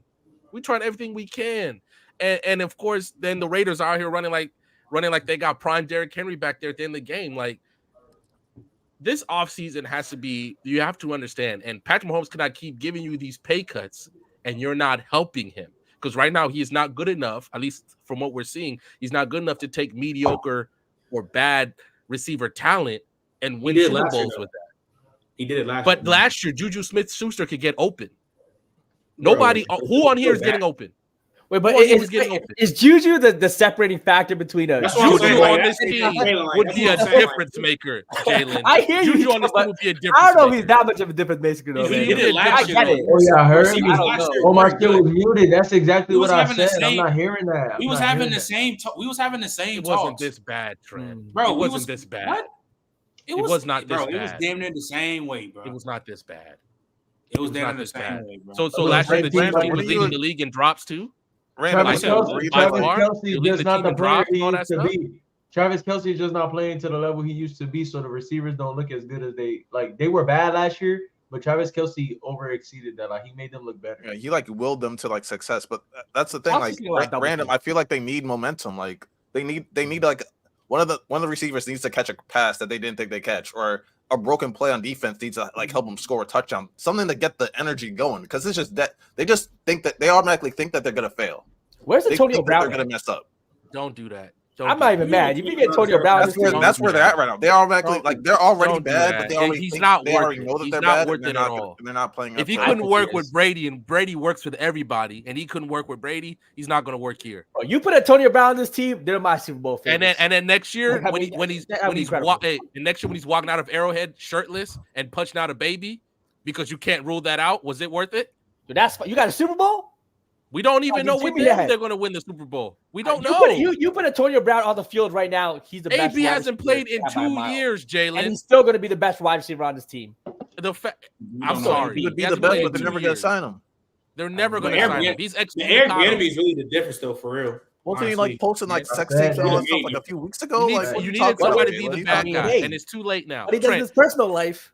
Trent, by week 11, you should have been like, look, No, let's just try to run the It's not his ball. personal life. It's all Like by week 10, you should have been like, let's just try. Oh, absolutely. Angie Carr is right. He's gonna post a picture of Brittany and Jackson, and we're gonna be sitting there like, oh yeah, this is the guy that's gonna save the Chiefs. By week 10, they should have tried something else rather than trying to do this cute thing. When they did that weird double reverse thing that the Raiders D lineman picked up and ran into it, I'm like, what are y'all doing in your own red zone? Like, why y'all trying to be cute? You are not good enough for that. They just doing extra shit, bro. That's just what they are. They're just trying to get a spark at that point. And they need to pick it up. That's what it is. Because losing to the Raiders like that is crazy. And I would say just use Pacheco as much as possible, but he's injury prone at this point. So it's his injury was a freak accident though. That's literally that's such accident. I'm saying like he's missed multiple games like throughout the last they never used him to begin with like that. They don't use him enough anyway. Yeah, they don't use him enough. But I'm just saying, like, I don't know if you can rely on him to be like. Well, I know Jerick McKinnon is hurt too, but you had them three. That's a good enough backfield to do something while you figure out what's going on with your receivers. But the fact that you are refusing to run the ball, which has been one of Andy Reid's biggest problems wherever he's gone. It's like at this point he's just trying to pass. I'm like, this isn't going to work this way. This isn't. They just got stubborn. But the thing is, though, we gotta start talking Holmes more accountable too, because he's been doing extra stuff. Like my brother has said, sometimes on his dropbacks he does too much and he drops back too far, so it messes up the tackles too. Because again, football's all about angles. So he's trying to make too many like Superman plays. He's trying to like have a huge play. He should know. He should know by now that's not going to work. He should know by now. Running around like that. Yeah, but that's running around like that, having somebody grabbing your ankles and you're getting tackled. Now you're getting up limping when you could have just thrown that ball away. That's what he does, though. That's Patrick Mahomes. It's going to get him. It's going to break him at some point. It's going to break him. Sure. He's not Josh Allen like level, and we're worried about Josh Allen that he's going to break too at some point because Cam Newton broke. Like you taking that repeated punishment, it's going to break you. It just is. Yeah. So I'm like, just protect yourself. Throw the ball away. It's okay. It's okay to just lose down. It's okay to take a sack sometimes. Not trying to run around because them D linemen will catch you, and you're the best quarterback in the league. They're trying to hit you a little harder than they hit everybody else. Hey Marley, I agree. We cheer for it when it works, so don't complain when it don't work. We do that. We do. Because when Mahomes do it and that play complete, it's oh my God, Mahomes this and that. But when it don't work, we saying this like they're gonna have to be a medium, bro. It needs to be a medium. 100%. When he gets hurt because he keeps doing this because y'all love it. That's what's going to happen. What you mean? But you can't say that though because that's what Patrick Mahomes does. He's been doing that for years. You can still do that and be smart. That's what makes Patrick Mahomes though. You can still, especially this year, he should be aware enough to be like, look, I can't. This clearly isn't working. I don't need to take these extra shots. You just don't need to. Make fun of Brady all you want. He got that ball out and he took sacks. I'm not saying. Well, pause. Major pause, by the way. Major pause. But I'm not saying you can't do that all the time. But sometimes, I'm like, bro, you just running around. Throw the ball away and do the same thing. Second down. You don't need to. But again, his backyard style of football. What makes him the best of the best? It makes him what it is. It's not working. Because again, I mean, of course, it's not working when your dude's not playing well. That's not on him. But there's been times where he needs to pick it up. His play's been trash, but still, the backyard. It's affecting him now. It really is. I don't think. I'm telling you right now, Trent. If Cleveland is going into Kansas City, the first round of playoffs, how confident you are that the Chiefs? I'm not that confident. I'm not even talking about Joe Flacco's play. I think that defense would just kick his ass all night. But again, yeah, I'm not that confident. But that don't mean we can't. Mahomes not going to change his style, and sometimes I think his style will make the Chiefs the Chiefs. So we're bad man. You know what? Call out. I know we talked about it a little bit yesterday. Let's just go ahead and talk about T-Law. I know because Riddell ain't here, so his main defender ain't here no more. But T-Law playing like that and get blown out by a Bucs team that's not won. We told y'all. I told y'all in the beginning of the season, T-Law was mad overrated. I told y'all this. The only thing we talked about T-Law is the half a season. Even though he had inconsistent play the whole year, we go straight to he was playing great for one half of a fucking season. It's a half of a season. Like, you have to look at everything. T-Law is good. T-Law is good. I think he's having – I don't even think he's regressing. I think he's just having a blatant down year. I think he'll be okay. But, like, I've been told y'all, bro. T-Law is overrated. Y'all trying to put him in the same combos with Justin Herbert. I ain't forget that. Y'all trying to say he's getting close to these top 5 combos. Like, I remember all the shit y'all saying about T-Law, bro. Like, I think we said T-Law's in the what? He's in the tier of what quarterbacks then? Like a good quarterback, but not great or elite. He's in the tier with like Tua. Kirk Cousins. I think Kirk's better. Yeah, I think Kirk's better. Like, he's in I think they're in the same tier. Yeah, tier. Maybe like Kirk would be at the top of that tier. Tua? You say Tua? Yeah, he's like in that Tua tier. Tua tier. I kind of like a Jared Goff tier. Like Jared Goff. Yeah, I'm with that. Yeah, Jared Goff, Tua. It's just way too inconsistent. So there's the elite quarterback tier. Where are you saying he's in the tier? The next tier, the third tier. He's a starter. He's a starter tier. He's starter tier. So like I said, Herbert would be better. Obviously, Jalen Hurts, Josh Allen. No, you clearly know the names that are better than him. You clearly do. At least the 6 names you should say that are better than him. But I'm willing to. I want to talk about the guy on the other side, Baker Mayfield. You know, the news came out saying that the Bucs are interested. They're both mutually interested in a longer term deal. He's played well. J. Rob said it yesterday. If Damar Hamlin doesn't literally beat death, he might be the comeback player of the year. The Bucs have quietly, they're 8-7, but don't let that record fool you. They've won 4 straight. Can they make the playoffs? Very good. Yeah, they're winning the division. Yeah, they're right now. They're in the driver's seat for the division. I think they play the Saints to end the season. But right now, how do you guys feel about the Bucs and Baker Mayfield and what do you see for their future? Can they possibly win a playoff game? It's crazy. It's crazy. Tom Brady left. They got Baker, and the Bucs got better. That's funny. And look, Baker, got to give him credit. You know, everyone thought he was kind of done with his career. You know, he was going to be a backup. He showed up. Phenomenal year. J-Rob, mute him on mic. Yeah, I'm about to say. But speaking of Baker, that kind of reminded me of something, and Randa mentioned it in the group chat earlier. Yo, J-Rob, I think Stefanski low-key might have a case to steal. He's the coach of the year. Because if you look at the totality of their year, let's start off from preseason. Like, hey, this is supposed to be Deshaun Watson's. Like, he got the rust off. Let's see what he can do. Nick Chubb, to me, is a top 3, maybe top 2 running back in the league. We lost him. Definitely in terms of like production. You said who? Nick Chubb. I mean, yeah, Nick Chubb top 2. Yeah. So they lost Nick Chubb. They lost their best offensive weapon early. Deshaun Watson wasn't playing great at first. Then that last game and a half, because that first half of the game before he was awful. Then that second half, he was like, I think it was like 12 for 12, or he was some crazy. And then he got like some injury that has like an 8% chance of happening. They get to a rookie. They still win a game. I think they win a few games with him, or they win a game with him. Then they get Joe Flacco, who was coaching Little League or picking up his kids or doing whatever. Got him off the couch. Now he's balling, and I think they still have a chance to get the number 1 seed. They basically the Ravens have to lose out if the Browns win out. DeMeco Ryans is coach of the year. When I was preaching that heavy, him with buddy from the coach. I ain't gonna lie, Kevin Stefanski might have this in the bag. I think they're 10-5. They're 10-5. He's had a broken down Deshaun Watson, a rookie, and then old Joe Flacco while losing his number 1 weapon. And then the defense has always been good, but I feel like their execution from last year to this year has improved a lot because the roster on defense I think is still relatively the same. You don't even read that super chat, bro. That is a wild super chat. That is a crazy. Shout out Joe Flacco. Oh my god, that's the craziest super chat I've seen. Man. Joe Flacco to Sarah J, the NFL, both wily veterans. So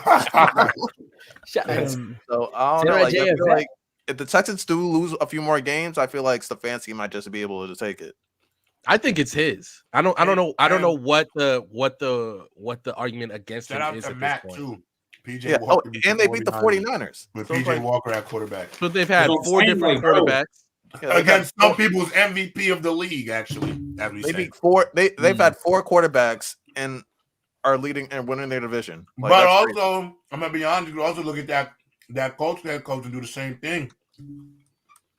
Yeah, but the thing is, though, they got the better record. Record's not the same. Yeah, but the That's why Colts going to the But also four different quarterbacks. But the Colts only had one different quarterback. He's dealt with four. That's what I'm saying. And they lost their best offensive weapon. I'm gonna be honest, bro.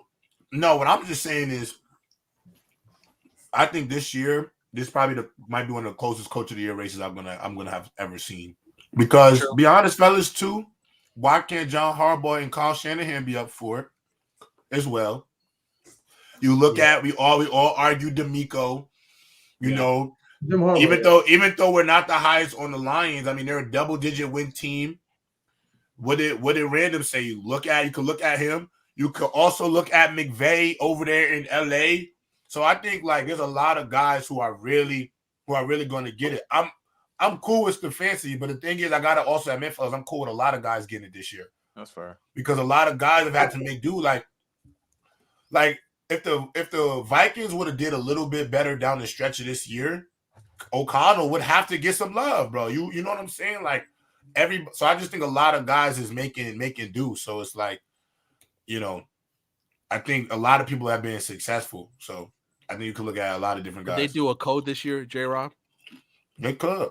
I wouldn't be mad at it. I think it's Stefanski to lose, but maybe if Shane Steichen finds a way to make basically whoever out those two, D'Amico and Shane Steichen, whoever makes the playoffs. But I mean, 4 different quarterbacks. Your running back gone for the year. Yeah, but you're in one of the toughest divisions in football. You still ironically have obviously now at this point is the Ravens have to lose out, but you still have an outside chance at the 1 seed. Nah, everybody I think a lot of these guys got arguments. Stefanski has a phenomenal argument. I mean, let's look. I also gotta give D'Amico his love just for the sake of.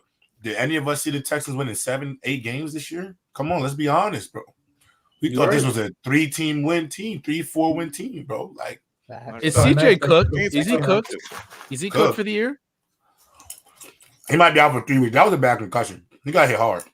Yeah, he got hit hard as hell. You never know what concussion. That was a clear. That if there was a video of a concussion, that was a concussion. Like the way he got hit back in the head, no concussion. Like you haven't heard him even like trying anything. That shit hurts like, bad. Anything bro. at all. Yeah, bad concussion. You got to sit down for a minute, bro. There's too many precautions with the head injury. When I had mine, I was out for months. Especially after like this year with Tua, you know the league's gonna take like extra precautions with quarterbacks and stuff like that. So they saw that hit, they're like, "Yo, like he needs to at least sit down like 2 weeks." They probably said that. They might have said that under the table. Yeah, like they probably looked at the video and was like, "Yeah, listen, bro, we got this kid for the next 11, 12 years, okay?" Also, Raiders, listen to me. Since we're talking about coaches right now, just go ahead. Antonio Pierce, bro. Go ahead and hire Antonio Pierce officially. Just go ahead and do it. You know what I would do?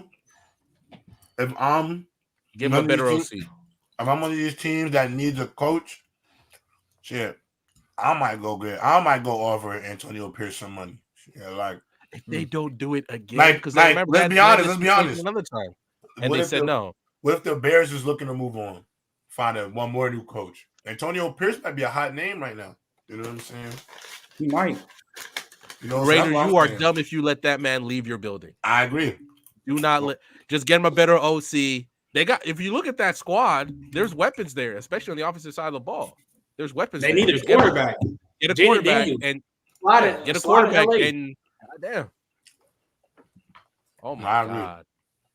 Oh my god. I say Jaden Daniels, slide to LA, go get a quarterback. Because they need a quarterback, bro. The office can be something. No, I agree. The office can really be something, bro. Hell yeah, we can hear you eating, bro. My bad. I didn't know y'all can hear me. I know y'all can hear me. My bad, chat. I didn't know y'all can hear me. Yeah, no, I definitely agree with that. I do think Antonio Pierce deserves the job. But also, let's be honest, y'all. I got another team that needs a guy. Carolina Panthers. They need a culture changer. Yeah, fact. You know, Ben Johnson is gonna become a head coach soon. There's a lot of teams, so you know, I didn't go either way. My bad. I did not know y'all could hear me eating. I had to mute myself. Sorry about that. Sorry. 2 more super chats too. This is one of the most wide open in terms of like these, like I said, the coach of the year, MVP, offensive player. It seems like it's the most wide open it's been in years. I agree. Playoff Joe's a different breed. He's won every playoff appearance. He can go into Arrowhead and beat Mahomes. I seen him do it in 2012. J-Rob, watching different. Watching Joe Flacco lead that 100%. watching Joe Flacco lead that Browns team into Baltimore crazy. and winning. They write movies. They write movies about this. Or you write movies about Lamar Jackson slaying the old demons. Time for the new wave. This the reboot. This is Top Gun Maverick. You feel me? This the new Top Gun. You feel me? So this might be that. Well, they might put that fight on pay-per-view, that whole game on pay-per-view. If the Ravens win the Super Bowl, a lot of apologies to Lamar. A lot of apologies to Lamar. Yeah, bro. I'm gonna need Lamar to look at that freaking Hall of Fame GM and be like, receiver, right? Receiver, right? Yeah, facts. Bill Polian's hating ass. I do look at the situation too with Lamar, and I'm just like, I want him to win the Super Bowl just off the strength of like all those people out there for generations in football who felt like players like Lamar and what they can do was not conducive to winning championships. And you know, I think it would change so many narratives, man. I think it would be important, man. Like just for the culture of the game, bro. Lamar Jackson winning a Super Bowl would be cultural shift in the NFL, bro. For a lot of people, just because of what he does, man. Everybody says he couldn't do this, he can't do that. Wide receiver. Now I think when you scouting quarterbacks is going to be different. Like because of Lamar Jackson. How does guys like Jalen Milroe get looked at now? You know what I'm saying? When he's coming out, because Jalen Milroe has a lot of the same skill sets. I'm not saying he is Lamar at all. I'm not saying that at all. But if you look at his skill set, his explosiveness, his arm strength, you know what I'm saying? There might be a coach that said, I think I could do something with Jalen Milroe just because I've seen what Lamar has done. I've seen what Jalen Hurts has done. I see how you run the football passing with Josh Allen. Like there's all these quarterbacks that are dual threats dominating the league right now. You know, so I feel like this would be a culture changer. And I shout out to Lamar, man. Especially if he wins the second. Real. But let me ask you this. If Lamar wins the second MVP and wins the Super Bowl, because I think it's been a long time since an MVP has won a Super Bowl in the same year. How far away is he from Patrick Mahomes at that point? Or is there a conversation? I still think Patrick Mahomes is the better quarterback. Me too. I'm asking Lamar. I think Lamar clearly puts himself as the second best quarterback in the league, and I think that's where he puts. Go ahead, Bama. You muted. Y'all know I ain't gonna say he better, man, but I'll pretty much put him there, the only quarterback that can possibly rival Patrick Mahomes, though. I will put it like that because I don't want to be too nasty and be like, they equals, because Patrick Mahomes has put over a nice body of work over his little 5-year stint. But if Lamar won a second MVP with that type of offense he had, bro, the offenses he had, granted it's gotten better now with Todd Monken and everybody, but with them type of offenses, bro, I'll probably say he's that new rival. He's that new rival to Patrick Mahomes. He's looking at him, you know what I'm saying? And we'll see. I think you got to give him his respect. Like I said, 2-time MVP or Super Bowl champion. Not a lot of guys could, have those accolades. So you definitely got to put him in the top 2, top 3, top 5 conversation. Would I still think Joe Burrow over him? Yes, I understand he's been hurt. I'm just a Joe Burrow guy. Josh Allen versus Lamar Jackson, I think will always be a conversation just based off the skills of both these guys. But if someone said Lamar Jackson was the second best quarterback in the league, if he does perform well in the playoff run and the Super Bowl and they win and with MVP, I'm not mad at it. I wouldn't be surprised people put. I just think it depends. I just think it depends on how Lamar plays in the playoffs. Say like they make it and he's playing like okay.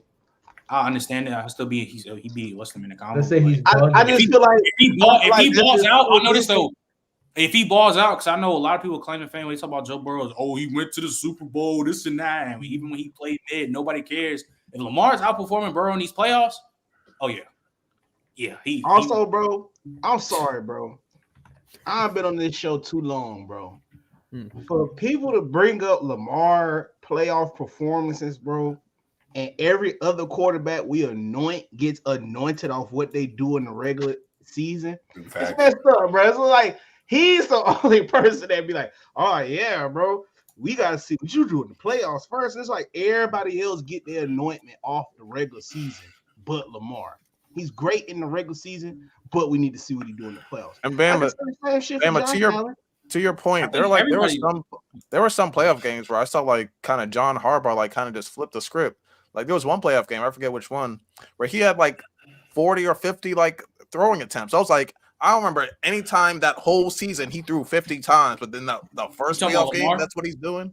It's because they was losing. It's because they was losing early. Yeah, but I'm just saying, like, there were situations that like he just wasn't used to or wasn't like, but people are gonna say like, oh, Josh Allen's more talented or Joe Burrow's the better thrower. But at the end of the day, if he wins and an MVP, man, Lamar has been making some throws this year, bro. I still think it'll be Mahomes and everybody else. But if you want to, I think Mahomes will be the best quarterback in the league by far still.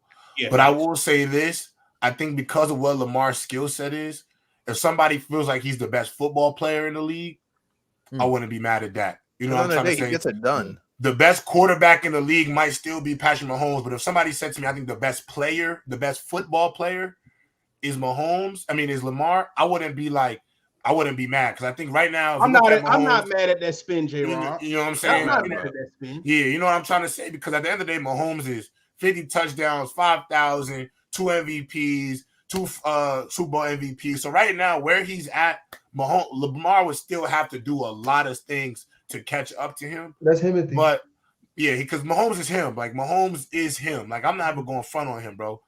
But no, Mahomes won the MVP and the Super Bowl last year. Okay, yeah, no, he's the first one to do it. So I will say this: if Mahomes, to get to where Mahomes is at the peak, it is going to be hard because Mahomes is chasing GOATness right now. I'm going to be honest. He is. He's chasing that ghost of Tom Brady right now for his career. So at the end of the day, go ahead.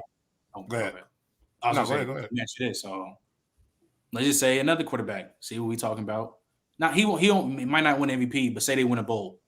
Josh Allen, same thing. Because Josh Allen, I could also debate if with his talent and what he does, Mahomes is the better quarterback 100%. But that boy Josh Allen jump over people.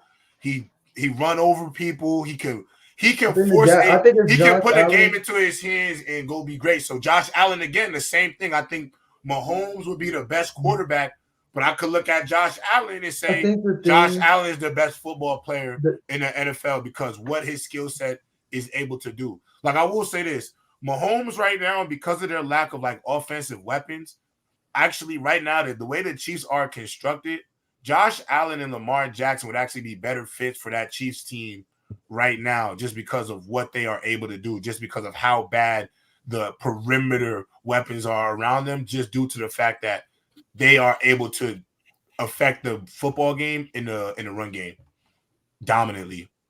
Go ahead, man. What I was going to say when you said Josh Allen, I think if Josh Allen was to win the bowl instead of Lamar, I think the gap between him and Mahomes would be closer than between Lamar. Say that again. I think the gap, like let's say Josh Allen was the bowl and Lamar bowl, either or wins the bowl. I think the gap between Mahomes and Josh Allen would be closer than the gap between Lamar. Well, I disagree with that because if Lamar wins the bowl, he will have two. No, I'm not talking about the MVP. I'm talking about if he don't win the MVP. Yeah. Right now, Josh Allen and Lamar are definitely closer. Because I think Lamar, because I think Josh Allen's closer to a quarterback of Mahomes than Lamar is. You feel me? Oh, and to the because there's a few. There's always a few like dummies in the chat. There's always a few dummies in the chat, J-Rob. So the people are saying that the people that say that like, oh, he's just a running back, or oh, we're making this about race. Clearly, like they don't care about what's on paper. They only care about what's in their brains, their little brains, and they might not actually really know football, so they're just chatting. But I'm sorry, if you get 2 MVPs, if you get 1 MVP, I feel that means that you're established great player. 3 active MVPs in the NFL right now. If you get 2, I don't see their quarterbacks getting anything besides L's. So it's like I don't know, but like I don't. If Lamar wins the Super Bowl, it just breaks the narrative of kind of what people athletic. That narrative was already broken. That narrative was already broken. I mean, look, if Lamar like a running quarterback winning, like that narrative was broken. I think it already was. Like, were you saying that? Because first of all, he's not a running quarterback anymore. Like I know, but for the quarterback he is, he's still more of a runner than any other quarterback that's won a Super Bowl. He's more of an athlete than any other quarterback that's won a Super Bowl. Thank you. I think just that narrative changes. Thank you very much. Yeah, no, I agree. I mean, I just ultimately look at Josh Allen and Mahomes. And Lamar. Like those are outside of Mahomes. Like if I had to pick a quarterback, I'm picking one of them two next, bro. Just it don't matter. I would actually probably maybe flip a coin depending on, but I think them two specifically, like their teams to me, both of them guys, like their teams don't run if them guys don't run, like at all. Like them two players specifically to me always seem like they have to literally put their hands on the game because of like what they're able to do. So I'm a big fan of both. I definitely was hard on Josh Allen, but just watching him this season, I've definitely come full 180. I like Josh Allen's game a lot, bro. He's good. I will say this. This might be player. nasty to spin it this way. I'll say this though. If I needed somebody to backpack a team for a game, I'll pick Josh Allen. Like his build is like, he really can backpack, like because he literally can be the primary rushing offense because he can sustain it. Lamar is a rushing first quarterback, but the way he rushes is not like sustain. He'll get hurt. Like he can't go up the middle. He can't do the. He's not trucking people. He's not trucking people. He's really figured out how to slide and dive without getting hurt. I'm gonna catch you from angles. Josh Allen, boy, I'm jumping over you. Right after I jump over you, I'm finna truck your linebacker. Right after that, I'm finna get right back up, run hurry up offense and throw a 60-yard bomb, bro. All that while I'm breathing hella hard. It's like, damn, bro, is he tired? He gotta be tired, but it's like shit. There go the ball 70 yards down the field. So it's like when it comes to like backpacking, I'll give Josh Allen that. Like, he can. He'll back. But I won't say this though, Bam. I gotta push back in the sense of like Lamar run first because this season specifically with Lamar, bro, like I think Lamar's growth as a passer this season specifically, bro, is just like you could tell he been in the gym, like he been in the lab, bro. Be like it's his feet in the pocket right now. Because I'm gonna be honest, like. Have you ever seen a game this year where Chase Young and Nick Bosa can't get their hands on somebody, bro? What he did to Fred Warner. Had them boys out there looking really silly, bro, in that pocket, bro. Random. He hit him with the most simplest move and really made that boy go out the screen. Like, and then he had to talk to the rookie and let the rookie know, like the rookie had to dap him up. Like, you saw how Buddy had to dap him up after, like, bro, like, what is you on? Like, yeah, bro, he video game, like Mutt, like that. People don't understand how much of an athlete Lamar really is. Like, you talk about the fast twitch multiplier, but like for a quarterback too, like Lamar's insane athlete. His best thing now, and I mentioned it multiple times, is Lamar has learned, at least he's showing this year, how pocket mobile he is, which is something that to not talk. Brady was very good at that, but now Lamar with that added athleticism, that pocket mobility, and the fact that, oh no, I'm still in the pocket, but I can run all the way outside, I can run all the way to the other side, and I'm still able to either hit my receiver or, God, when he did that to the 49ers, when he had that 30-yard run in the pocket for 5 seconds, he said, you know what? I'm just going to take this. Ran 30 yards, and he does that nice little fall where I'm like, y'all clearly know, like, y'all not going to be able to dogpile me on this. Like, that's the one thing. That's the one thing where I'm like, he's so good at that now. It feels like once it's like we're seeing his next evolution, and this next evolution is crazy. We just need, I guess people are waiting for the numbers to follow it. But even against the 49ers, he had 300 yards all purpose, 90 yards rushing, a little over 230, I believe, receiving. So that's nasty work. That is nasty work by Lamar. It's hard. It's going to be hard too because Lamar and Josh Allen, just to completely take the number one quarterback spot in the league right now, just because Mahomes set the bar so damn high out the gate. Like he said, this is where y'all. He said, if this is where y'all want to be, you got to meet me here. And so, Lamar and Josh, they still got to go out there and meet him there. But listen, both of them, I think right now got everything in front of them. Both guys actually, because Josh Allen could mess around, beat the Dolphins. You win your last few games, you get a decent seed in the playoffs. You shake up the room a little bit. You could change the narrative about yourself. Lamar, you can do the same thing. So both guys right now, I don't really care where you have them at 2 or 3, who's better, but the other 2 guys in the top 3 that are not named Patrick Mahomes, them boys are going to be dangerous. And I wouldn't want to play the Bills in the first round of the playoffs at all. So, quick question, J-Rob. How important now with how everything's is shaking out is this playoff potential run for Lamar? How important is it for him? Oh, it's probably the most pressure he'll ever have in this career. Like this Chiefs are looking bad. I don't I think just they'll want you to play know, the like, Bills. if he loses in the first round, I will not be able to defend anything. What if he performs well? Like he throws for 300 and it's a 45-42 game. If he performs well, I mean, the numbers could be good, and I could say, he played. Maybe he didn't get the ball last or whatever. I could say he played well, but it's tough. You gotta understand. This is somebody that they want to see lose. You feel me? So it's going to be. He could throw. It depends, bro. It depends on how it looks, bro. It depends. I feel like if he has a good game and the game is not on him, so like he say, like for example, like they play whoever, they get down, they score with like 1 minute left. Do what he's supposed to do, and then the other team come down, milk the clock, and they score. They win the game. I'm not putting that on Lamar. That's just. Yeah, but but a lot of people aren't going to just put the game on him. He could. It's one of those things that it's just going to be like his playoff record is what it is. So yeah, they would say he's 1-5. What's the name? 1-5.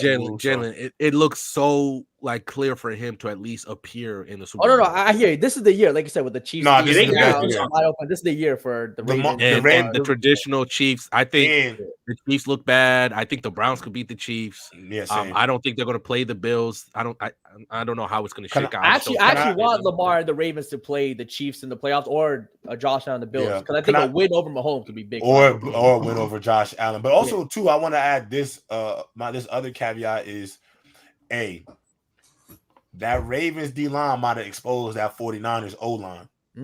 So, I think everybody knew though. That thing is Trent Williams. But the tape. I think the tape is giving new schematics for like teams who you gotta have to play again, like the team that they're gonna have that they beat this season that they gotta play again. Trav always said I don't really like playing a team twice, especially if I beat them the first time. Mm-hmm. Facts, because I'm gonna try to come in with a similar game plan, and the team that lost, they're coming with something completely different. They're approaching this way different the second go round. So also don't forget to mention the 49ers had to use every single one of their linemen on Monday. Every single one. Can I ask you a question too about the MVP? Because we got about 10 minutes. Do you think people are tripping with this whole notion like the MVP is like when it comes to stats, like people not looking at the MVP when it comes to stats? And I'm like, to me, in my eyes, the MVP has never been a stat award. Like just because there's been multiple 5,000 yard passers in the season. Put up a lot of touchdowns who did not win MVPs. There's a lot. I think the winning and stuff is always Like Drew Brees was doing that on a regularity, and he wasn't getting it's just. I think it's just that it's what's his name. The MVP award is stats plus record. Like you can be balling like Drew Brees threw for like 5,200, and they went 8-8. Going 8-8. They went 8-8. So like, I just think how people feel about the MVP this year because. To me personally, it is one of like the worst MVP years. Whoever wins MVP is just going to look like it's like a okay MVP year, but like the basis of the MVP to me is stats plus record. Like or somebody that has to be an exception because I think Adrian Peterson, that team was like a wild card. Christian Ponder, but bro just came off a torn ACL late and he ran for 2K. So stuff like if that. If Adrian Peterson's not on that team, they're drafting number one. Yeah, that was like a narrative. That was like a narrative plus the stats. Like I think with the MVP thing, if someone has like all-time great stats, like I said, the 5,000 yards, 50 touchdowns, 2,000 yards rushing, 100%, they're probably going to win it that year. But when it's a season where everyone has relatively good stats, everyone's just good, then we start looking at team success and their impact. And I think this year, more so anything, we're probably looking at impact more because a lot of again, I don't think there's only one dominant team as well. Every team, all the good teams, kind of have a couple losses. What the case would be, these teams are all losing big games. So it's about impact. And we think about a player who's impacting his team the most. Again, Lamar has a case. Dak has a case. I think Purdy's still going to be in the conversation, even though I don't think he should be. He's still going to be in the conversation. I think he should be done after that game. I think so too, but I mean, he's still. I mean, he's still. I would say this. The thing about this year, obviously, we just don't have that one person who's had that to use a college football like that Heisman Trophy like performance game or not game, maybe season. So this is why I will wholeheartedly believe if Tyreek Hill does not get hurt, I think it's his MVP. Yeah, I think it literally is. But so this is. Go ahead, my bad. No, but that's why I'm saying even after that game, you saw Lamar and CMC were tied for top MVP odds. So CMC, the fact that we're going this far, I think this if there's one chance because it is a quarterback award at this point, if there's one chance that maybe for the next 10 years or maybe 15 that another position player can win it. It just may be CMC. How many yards does he have though? Is he I gonna think be like 1,500, 1,600. Random. They should have gave the shit to Myles Garrett, man. You got to break the sack record if you're a defensive player. Yeah. You got to break the sack record. No, that's the only way. The reason why I say that is because number one headband Trent brought a valid point when he was breaking down Myles Garrett versus TJ Watt, bro. The amount of chips, extra tight ends, running backs off the edge, chipping him, just flat out double team, bro. They the highest double team, the guard outside the tackle just to double team him. The amount of double teams this dude sees on a day-to-day, week-to-week basis, and for him to still be able to produce and arguably be some of the reasons they win games, dog. He won that Colts game for them. If Myles Garrett's not there, they did not beat the Colts. If it's just not a quarterback award and it's the most valuable player award, they got the record. They came in with 3 different quarterbacks. Dorian Thompson, Joe Flacco was playing bingo and bingo old head. And people arguing for him for comeback player of the year. Yeah. That's not Joe Flacco. That is that defense led by who? Their leader, Myles Garrett. If TJ Watt breaks that sack, I mean, if he even ties it, I think he might be in the conversation too. The problem is one-on-one. Trent was not lying, for defense. It's already hard. And watch the Steelers. I sat there and watched him one-on-one. If you want to say that's the other team offensive game plan to not put extra block on TJ Watt, fine. But my nigga, anybody is gonna have a field day. You leave Khalil Mack one-on-one. You leave Aiden Hutchinson one-on-one all game. They gonna do the same shit. Myles Garrett, like he goes through double, like he's the most doubled edge in the league because he by far. He has JJ Watt versatility. He plays 3 tag. He can be a 9. He can do everything. So JJ Watt had like 18. He's unguardable. He's unguardable. And he didn't get any MVP consideration. Like and Myles Garrett should have been the best player of the year, but COVID messed him up in 2020. So I think this is the year that he wins DPOY, but again, for him to win MVP, he would have to.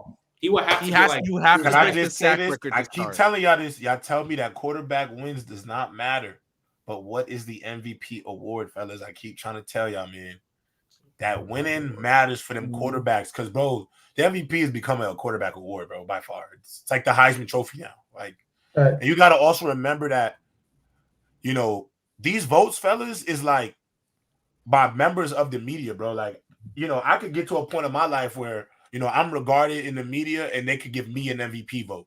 You know what I'm saying? So, like, you got to think, like, the media probably watched that game last Monday with the view of which quarterback is going to put their handprint over the game the most, and we'll decide who's the MVP because these are the 2 best teams in football, 2 quarterbacks who have had good years, not 5,000-yard years, but good seasons.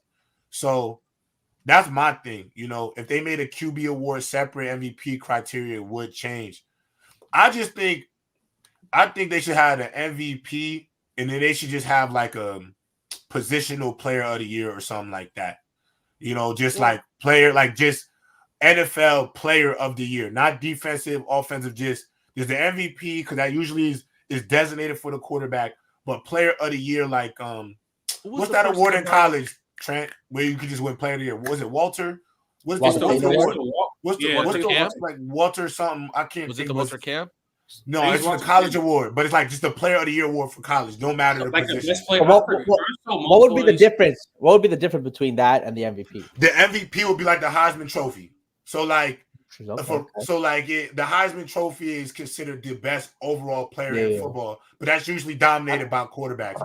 Player of the year, you could get after somebody just based off them having great numbers, phenomenal stats. You don't have to You don't have to give the quarterback their own award. Yeah, the Walter Camp, like the Walter That's Camp. what I said. Yeah, Why don't you just give them the quarterback? Like, you know how they do the Cy Young for pitchers? Yeah. Just give quarterbacks their own award. Or do that. Call it the Joe Montana award. Call it the Tom Brady. No, call it the Tom Brady. The Tom Brady. I don't think they want to give Tom Brady that kind of power. After he disrespected the product. He ain't on company time. He ain't working with company time. He said you're not on NFL timing right now. You got retired and you disrespecting the product. So I'm just saying, just give him that and then actually be honest about the MVP. Yeah. Because whether or not you're looking at Myles Garrett, I could what was it? He won the Colts game, and there was another game where he won. Where if he does not exist, the Browns lose those games. Be easily. So that obviously you got Tyreek, you got CMC. I just think you need to be honest because it's already hard enough for a positional player. You're asking a positional player to break records to have consideration for that award, and that's kind of ridiculous, bro. That's unfair. Yeah, that's unfair as hell. Like, bro, imagine you get 100 yards. I got 100 receptions, 1,500, 1,600 receiving yards, 11 touchdowns. But because another wide receiver happened to have 1,700 yards, but I had every other statistical category, because I didn't win the triple crown, I won't have any consideration for an MVP. So yeah, I see it. It's unfair. I do think they need to just make a most outstanding player. Because also, random to your point that you brought up with Myles Garrett is like, when you a player of the year award, you also it give fair game to the defensive players that don't get enough love. Is Lawrence Taylor still the last defensive player to win MVP? He's the only one to only one ever. Yeah, I'm not gonna lie. You watch his tape. That's crazy. You watch his tape is different. He made the left tackle dominant. He made the left tackle prominent. He's the reason why Myles Garrett, like you have the Myles Garretts. Like you look at Lawrence Taylor and you like that's the prototype, and then you find a guy like Myles Garrett, like that's the closest thing I think I've seen. I'm gonna go. But like even like I see if they see clips of Myles Garrett and Lawrence Taylor, there's a significant difference. Like it's like Lawrence Taylor just pop. Like you talk about a guy pops off the screen defense when usually that doesn't happen. You know the best defensive player I thought had a chance was when JJ Watt was catching touchdown passes. Too. And he's a media darling. He's a media darling. Everyone loves him. And I thought if he couldn't get it, I don't remember who won that year. So maybe he legitimately had a really. Was it Aaron Rodgers that when he was with Houston and he was catching touchdowns? It's like all the Aaron Rodgers MVPs be so crazy because he's like the Jokic of the NFL when it comes to the stats because his advanced stats. His stats is ridiculous, bro. His shit is. He had like that 10-to-1 interception touchdown ratio. Like it was crazy that year. I'm pretty sure. No, I agree, fellas. We got 1 minute, 60 seconds. Anything anybody wants to say before we get up out of here? Me and Bama got to get to a meeting after this, so you got to make sure we slide out on time. I'm not gonna know it is top 2, not 2. Bring another whatever belt y'all want me to have on next week. I'm gonna have it on. We need the spinner belt. We need the spinner belt. That's crazy. The council already putting him up as number 1 already. All right, I just remember he's the youngest champion. My Chiefs take is AJ well. My Bucs take AJ well. Despite the fact that I only trying to take my stuff. I'm trying to tell you, random. Sometimes not going up or down is a good thing, bro. You and Manny did not move. Look, we already said Lonnie been on the rise. We said Trent was on the rise. I'm not mad at Lonnie. We dropped early 2 spots. We dropped early 2 spots. All I know is that I feel slighted. I feel slighted because he tried to take my take. And I'm like, you're not about to put me behind him. What you're not understanding, you looking at you dropping down. No. I'm the same spot. I'm happy I'm still top 5. I'm just like, yo, he tried to take my take. He tried to steal my whip, and I'm supposed to be cool with him after that? That's all I'm saying. Yeah. I love you, Early. I love you, though. Yeah, we love you, Early. Feel better, bro. We definitely know you sick. Hey, shout out to Early for showing up to the show, even though he was hurt. Hold on. Let me get these last 2. So did we do these 2 super chats, Bama? No, yeah, I didn't. Look how Lamar carried his team in 2021. Half his team was out for the season before the season started, even got hurt during, and still got the 1 seed before he got hurt. I mean, facts. Tua for MVP. He deserves some love, too. But all right, chat. We appreciate y'all. We'll see y'all tomorrow for open field, I think. Or it might be PressBox. We'll find out later today. But with that being said, y'all have a good holiday. We'll see y'all soon. Stay safe. Who wins MVP?